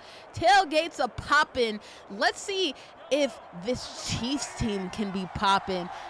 57 seconds left, 2 of their timeouts. They have the ability to turn it on and score big. So let's see if they can get into the end zone.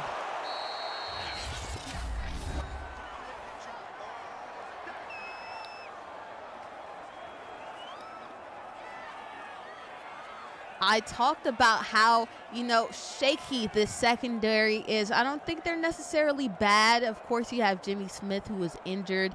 You have Anthony Averett, and, you have these young guys, Westry, who just really, they just haven't had a lot of reps. So I would test them and try to push it downfield with Tyreek Hill, because he can make plays happen, y'all.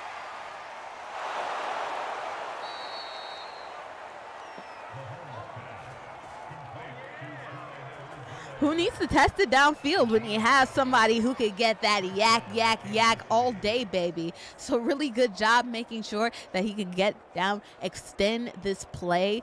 Let's see if they decide to take some shots right there on the 30-ish yard line.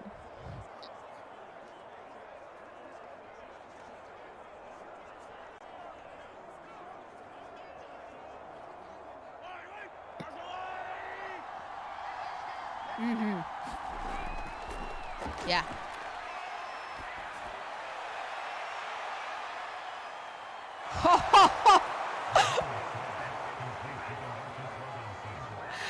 What did I talk about? Testing these young DBs, and oh my gosh, a contested catch going up strong, young man. That's the type of plays that you need. Demarcus Robinson from Florida, his 6th year in the league, getting 6 on that play. My goodness, Deshaun Elliott just got mossed.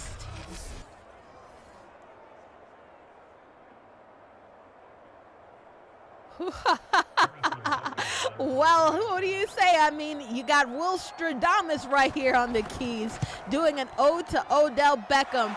And you know what? I'm sure his fellow LSU teammate on the defense for this Kansas City Chiefs, the Honey Badger, is feeling real good because this team is coming back with a vengeance.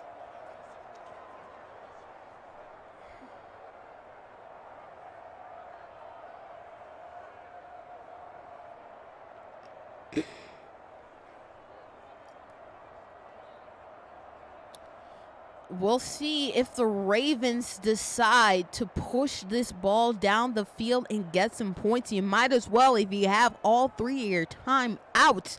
I know they don't like to tend to pass the ball out, but I think it would be beneficial for them in the long run to get some more momentum for this passing game, get some more reps in because they focus a lot on that run game. They need to learn to rely on the pass in order to get even better heights from this offense.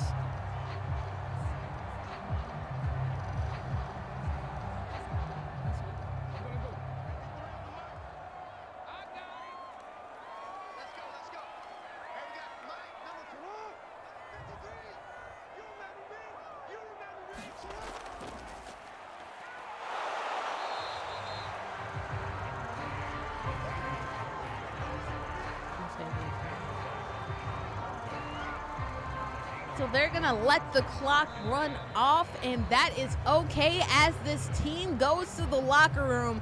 Baltimore, even though it's the Kansas City Chiefs and they could turn around at any moment, must feel really good about this one. Up 3, 17-14 against this Kansas City Chiefs.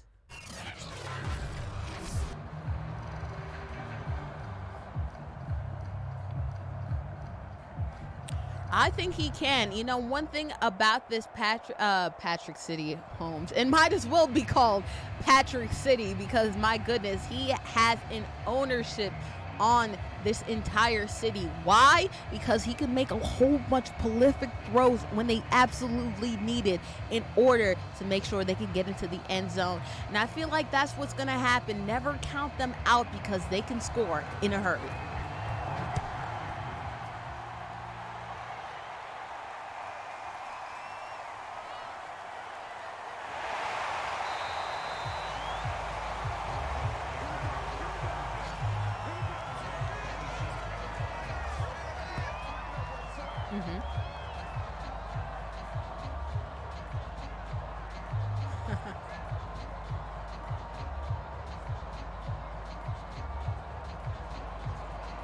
Yeah, you know, that's a reason why I have a little bit of beef with Cam Newton. You're already the son of a famous athlete, so you have a lot of pressure on you. And then you get named Chosen One. I think that's a lot of pressure to be called chosen, you know, but some of these players, you know, with this high responsibility, high expectation, they come up to the plate. You have players that just like can continue no matter what is put against them, continue to exceed expectations, a LeBron James type of mentality. That's what Patrick Mahomes has right there. You know, even though your father's successful, you keep on working and you keep on driving and you thrive because of it. That's simply amazing to see.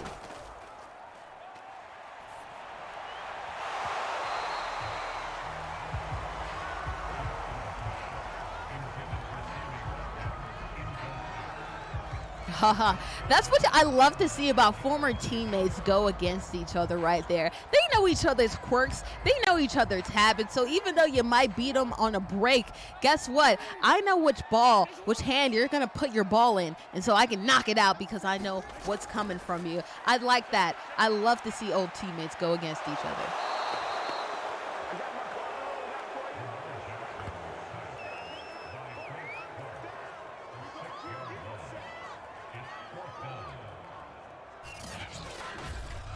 Frank Clark coming through right there. I tell you what, that's super important to do with Lamar Jackson, because when he's outside of that pocket and he has a whole bunch of green grass in front of you, that's how you end up on SportsCenter, because you got your ankles taken out because he just put a juke move on you. So I really like that from Frank Clark to get him right there, so he didn't end up on a SportsCenter top 10 plays.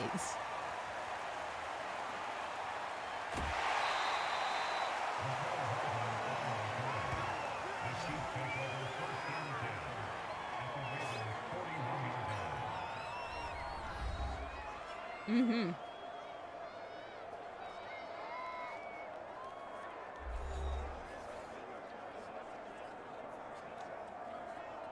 One thing about special teams, that's where John Harbaugh got his start. He's not a defensive coordinator. He didn't come up as an offensive coordinator. He was special teams, which is interesting, but he puts a lot of emphasis on that, and because of that, that special teams unit always looks good.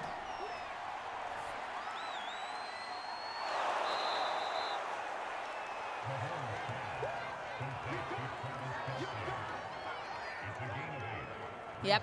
Second and 2 at the Ravens' 33-yard line. Mm-hmm.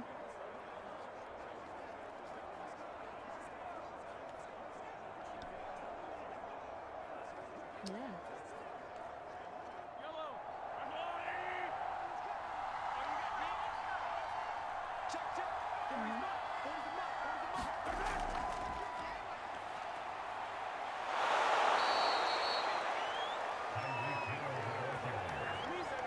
And you talk a little bit about legacy. Well, there's also a little bit of legacy too. You have Buddy Ryan's son, both Rex Ryan and the other Ryan right now is coaching up the Baltimore defense right there. So a lot of football legacies in this one, and it's really nice to see these bloodlines continue and these players continue to have great legacies, because there's some exciting talent all around this sport.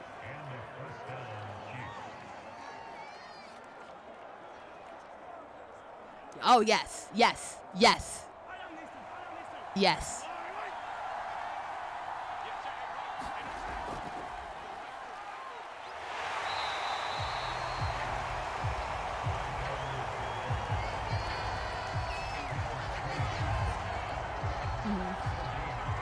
Oh, yes, man. That guy has a nice chooch on his arm, okay? He has a lot of mustard with his balls, can throw it down the field, can throw a really good fastball. But what I was most impressed about was his quarterback smarts, okay? He makes sure that he gets the nice play. He doesn't try to force the ball too much, and that's exactly what you want to see from a freshman year talent. You know, a little bit of a flag on him to see if he can come to be an NFL quarterback. And wouldn't that be nice to see your son, the son of one of the best DBs of all time, the son deciding to be an offensive talent? That's really nice to see. But both of those positions, you need to have a lot of intellect, so it only makes sense.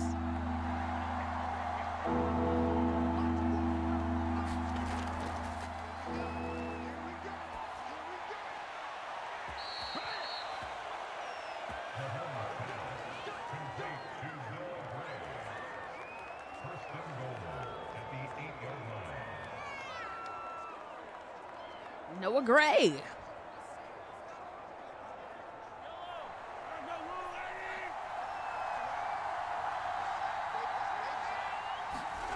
No problem. You would think you would see who else but Travis Kelce, but that's why you have him there. Oh, look at that! The contested catch at the end zone by number 25, Clyde Edwards-Helaire, for a touchdown.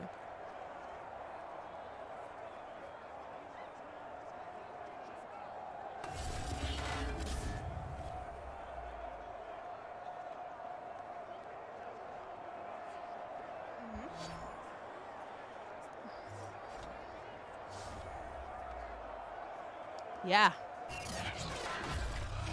You live by the sword, you die by the sword, but right now they are living Patrick Mahomes dying a little bit early with 2 interceptions, coming back and getting 2 TDs of his own by the passing unit. Look at that. Like I said, never count out this Kansas City offense because, you know, just like we saw from the Browns earlier this Sunday, you could win in a half, but you need to make sure you win all 4 quarters against this team because they are that dangerous.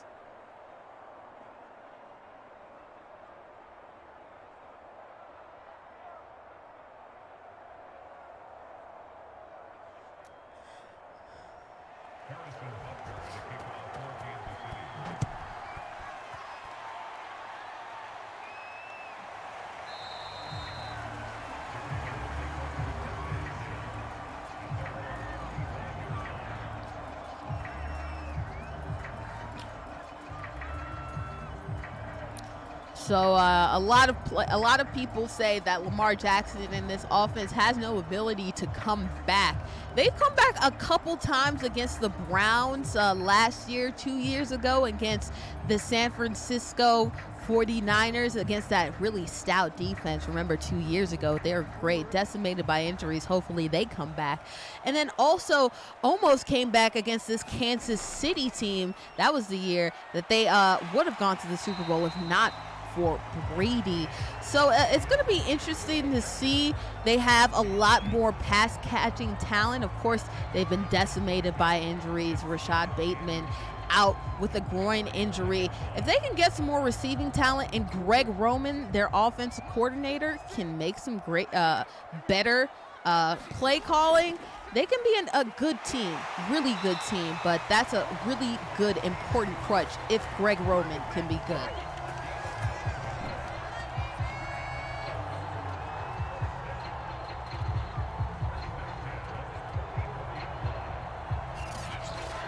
Latavius Murray, you talked about the Saints, watching out for him. He used to be on that Saints team with Drew Brees, held out to make sure he could get more money. Unfortunately, had to sell himself short, got less money joining this Baltimore team, but maybe he can turn it around because one thing about Baltimore, they're going to run the ball, especially with Lamar Jackson. So maybe he can get his numbers back up and get the payday he hopes to deserve.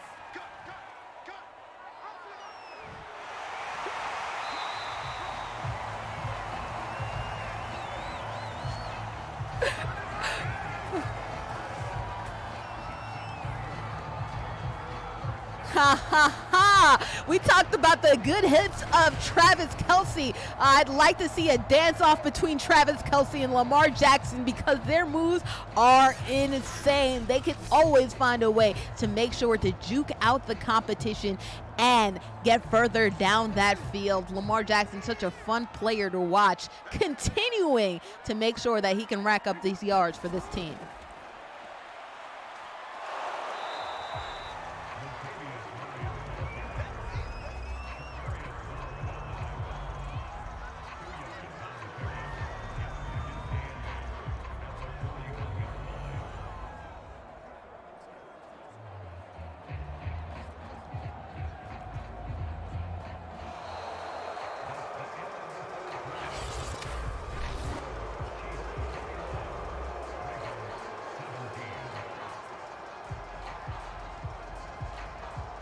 Ho, ho, ho. And I hope that this game is as close as it is right now on Sunday because, like I said, Baltimore has not had as good games against Kansas City as of late and did not have a good game Monday night. This would be a good bounce back for them, but also be a great game because that's what I'm hoping for, close scores and prolific offenses.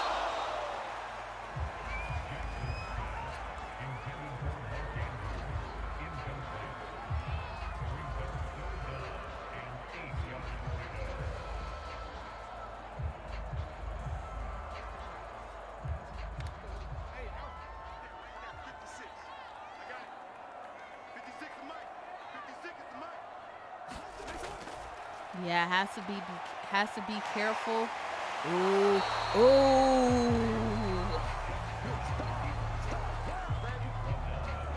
And there you go. That's the offensive line I'm looking towards because look at that. Did not have a lot of players. Ooh, players were really close with him, decided to come and tuck it, got sacked. That's what you want to see because this offensive line for Baltimore is looking really scary. Hopefully, Justin Reed can come back and do some damage because he's been really dependable for this team. I'm sorry, Jaron Reed, I apologize. Oh, no! We talked about living on the sword, dying by the sword. Travis Kelce, ooh, getting the ball knocked away from him. He wants that ball back right there. Make me make a stronger catch for that. But look at that. John Harbaugh going for fourth. Sometimes it works, but sometimes it doesn't. Let's see if this defense can get a stop.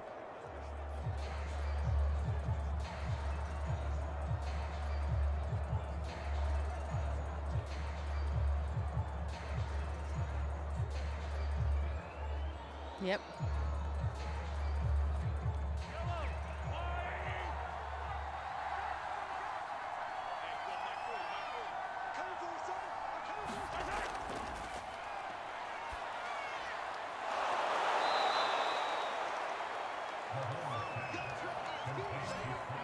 Travis Kelce, man, this is a guy that you want in the clutch. Has sure hands, unlike sometimes Mark Andrews has. Look at that, getting a first down. And like I said, Spillidge, this Kansas City team coming back to life after a slow start. That's what makes them so dangerous, their resiliency.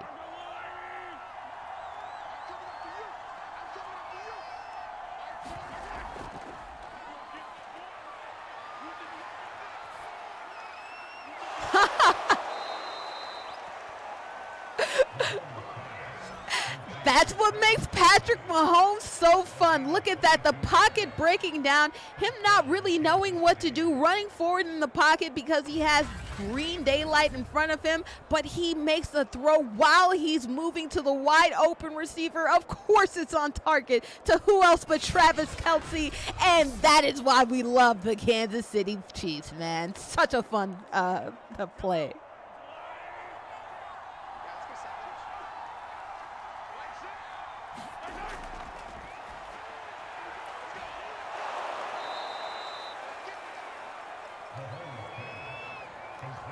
Marching band is a sport, very much so.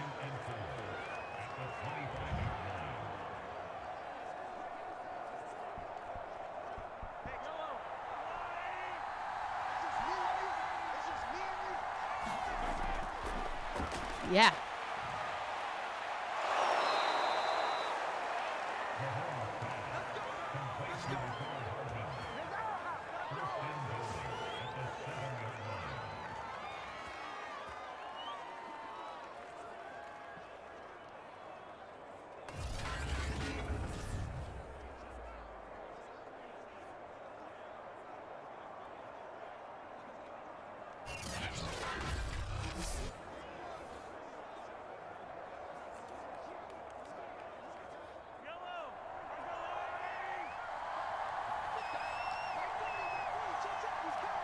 Yeah, we both marched in HBCU bands, both playing for trombone, so that's fun to see from both of us. As you see, a score right there by the Kansas City Chiefs.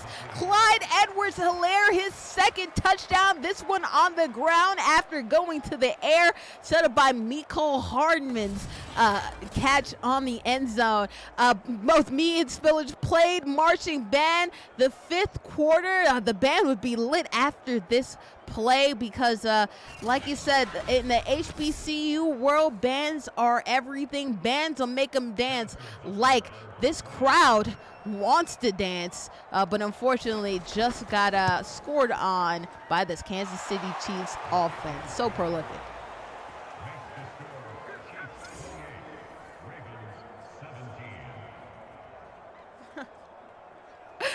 It was looking dangerous for Kansas City, wasn't it? Oh, wait, it's not because it's the Kansas City Chiefs and they could come back regardless. Yeah, this is looking exactly like it was down to the score against the Raiders for this Baltimore team getting stuck in the mid-teens when it comes to scoring, starting off fast but not being able to finish. It's going to be interesting to see going forward, but I mean, this is the buzzsaw of the Kansas City Chiefs. You saw how well the Cleveland Browns did, and they were not able to defeat this Kansas City Chiefs because of them coming back late. This team is really just quite literally unstoppable.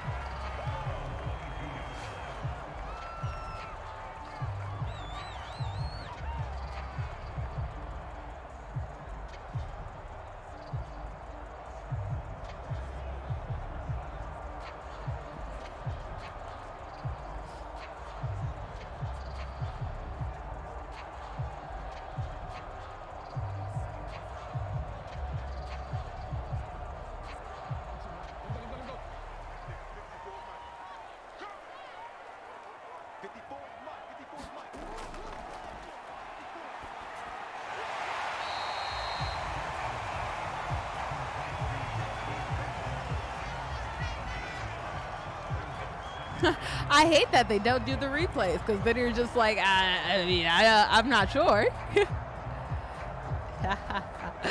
Marquise Brown, Boomer Sooners all over this play. You know, we talked about the last game, Alabama everywhere. Right now it's the Sooners who have a lot of representation on this particular football field.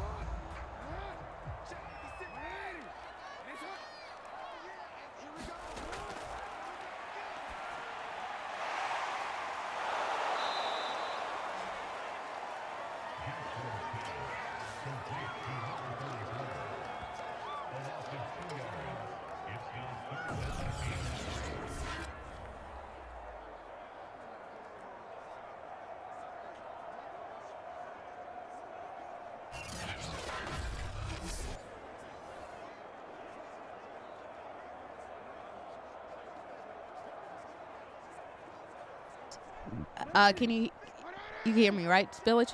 Hello? Oh, yeah. Yeah, Tyson Williams, you know, it's going to be interesting for him. An undrafted free agent from Brigham Young. It's going to be interesting to see what he does because he is their last remaining back in this team, or was at their final 53-man roster. But, you know, injuries, of course, decimated this squad's running back. So he will be a very featured back in this offense since he's the one that Lamar Jackson's had the most time with in the offseason. Man, the injury bug is so unfair. It happened to the San Francisco 49ers last year, you know, just snake bitching.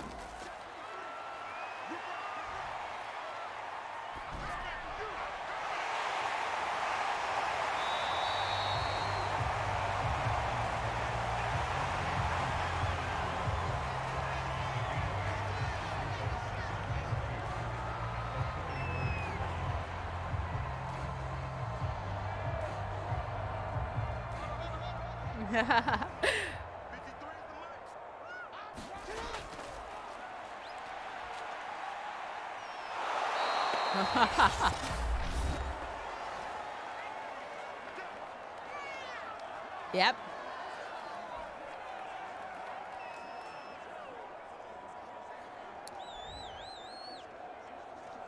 You know, the thing about football is things come to fruition. I talked a little bit about how easy it was in the pocket for Lamar Jackson, how wide open they are. Now that pressure's getting to him, because this offensive line does not have a lot of continuity, it's been hard for him.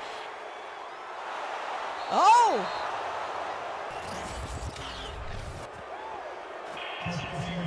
Pass interference on the defense, so it's coming back. Man, that has got to be a big blow for this Kansas City defense. They thought that they would be firmly putting away Lamar Jackson. It's not like they have a lot of time left, but you at least give them a chance by making sure that you have a penalty on that crucial interception.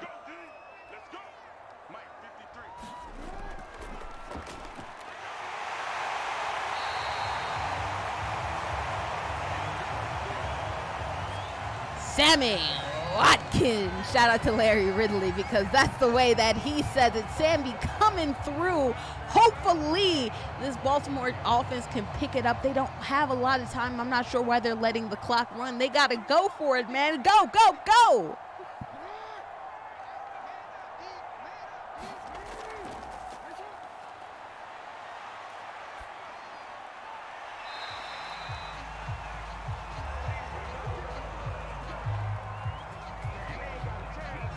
How?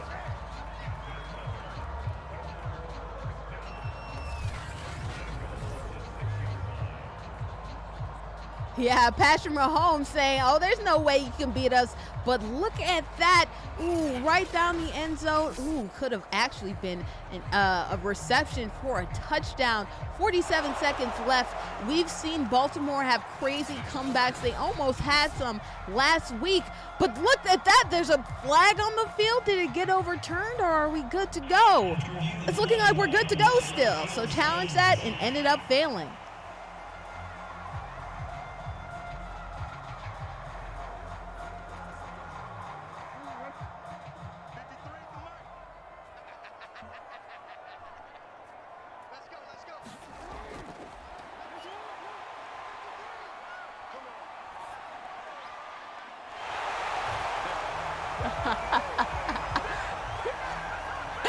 Mark Andrews getting to the pay dirt for the first time, well, second time in this season. And look at that. The cardinal sin of all quarterbacks is never throw across your body. But Lamar Jackson, he got it like that.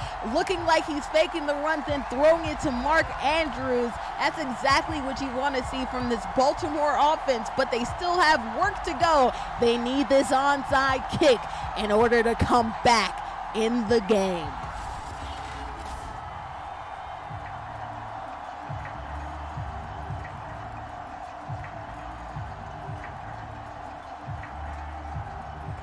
Yep.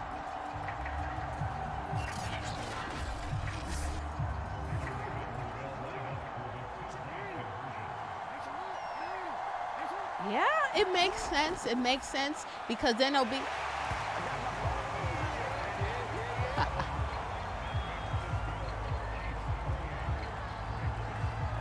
This is why you follow analytics and have an analytics staff right there. You go for two to make it a one possession of field goal game. All they need is the onside kick and a field goal. Oh my goodness, this game is coming down to the wire. Are you excited, Spillidge? Because I am.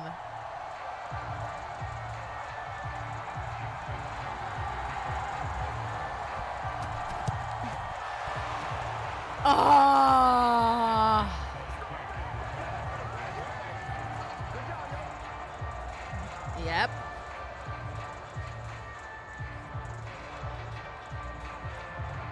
And you know what? Look at that. Justin Tucker might be the most accurate kicker in all of NFL history, but he ain't cool young ho when it comes to the onside kicks. Kicked it right to the Kansas City Chiefs. And even though Baltimore fought hard, just like their offensive showing in Vegas, you can come close, but you need to finish. And they just did not in this game.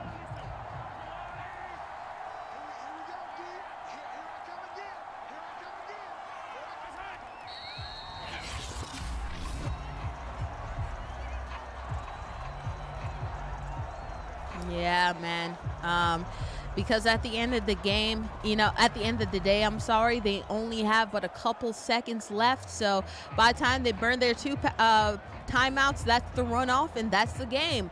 So Baltimore doing a good job, a nice offensive showing. This is definitely the type of offensive showing they want after a really crummy time against the Raiders. So, one of those silver lining victories, just like the Browns against the Kansas City Chiefs. What you really want to do is to make sure you're close against this team, because that probably means you're in good standing.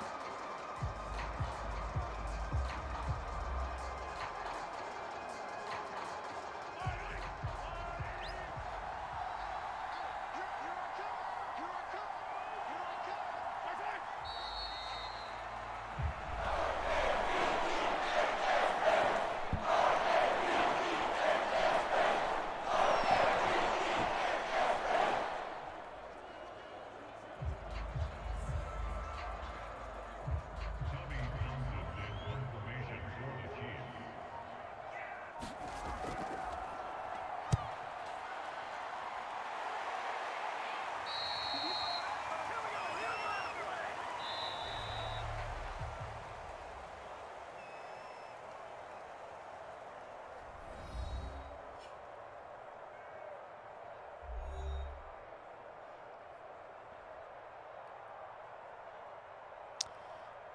Man, I just don't know. One thing about the Kansas City Chiefs is they had the Baltimore Ravens number, and after having a really anemic offense, really missing a lot of easy throws, but then also having a lot of pressure on Lamar Jackson. I'll tell you what, Patrick Mahomes was pressured 52% of the time against the Tampa Bay Buccaneers and lost in the Super Bowl. Lamar Jackson was pressured 54% of the time against the Raiders. So, it's going to be hard for any quarterback to deal with that amount of pressure. And because of that, I am not seeing the same result that we are seeing on the field. I think the Chiefs handily get this win.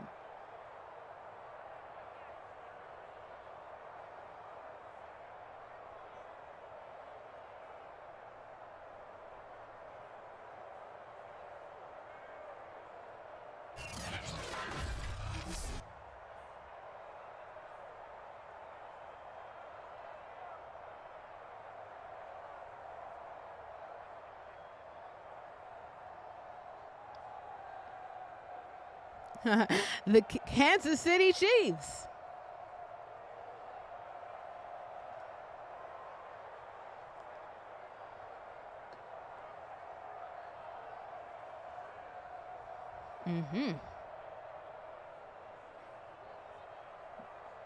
Yeah.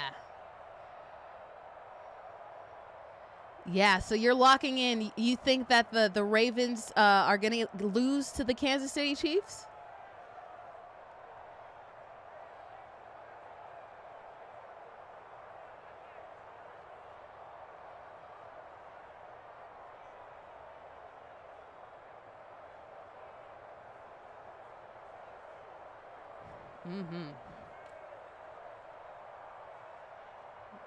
Yes, yes, yes. It is looking like that indeed. So those are our picks. You already saw what the simulations picks were.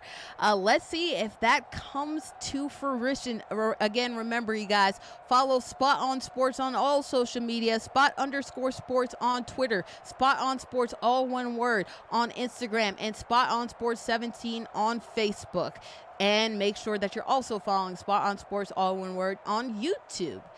We will be showing this the Thursday afternoon before Thursday Night Football.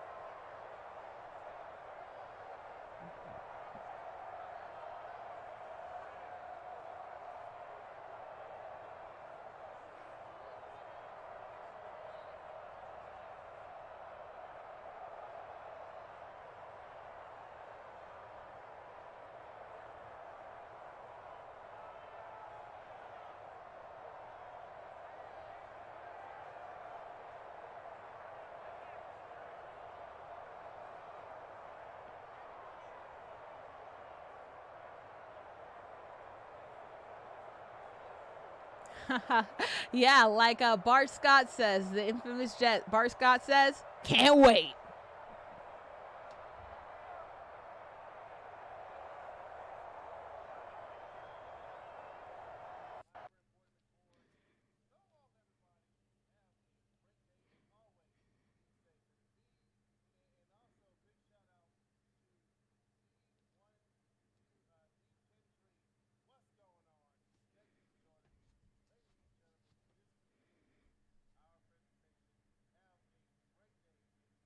See ya.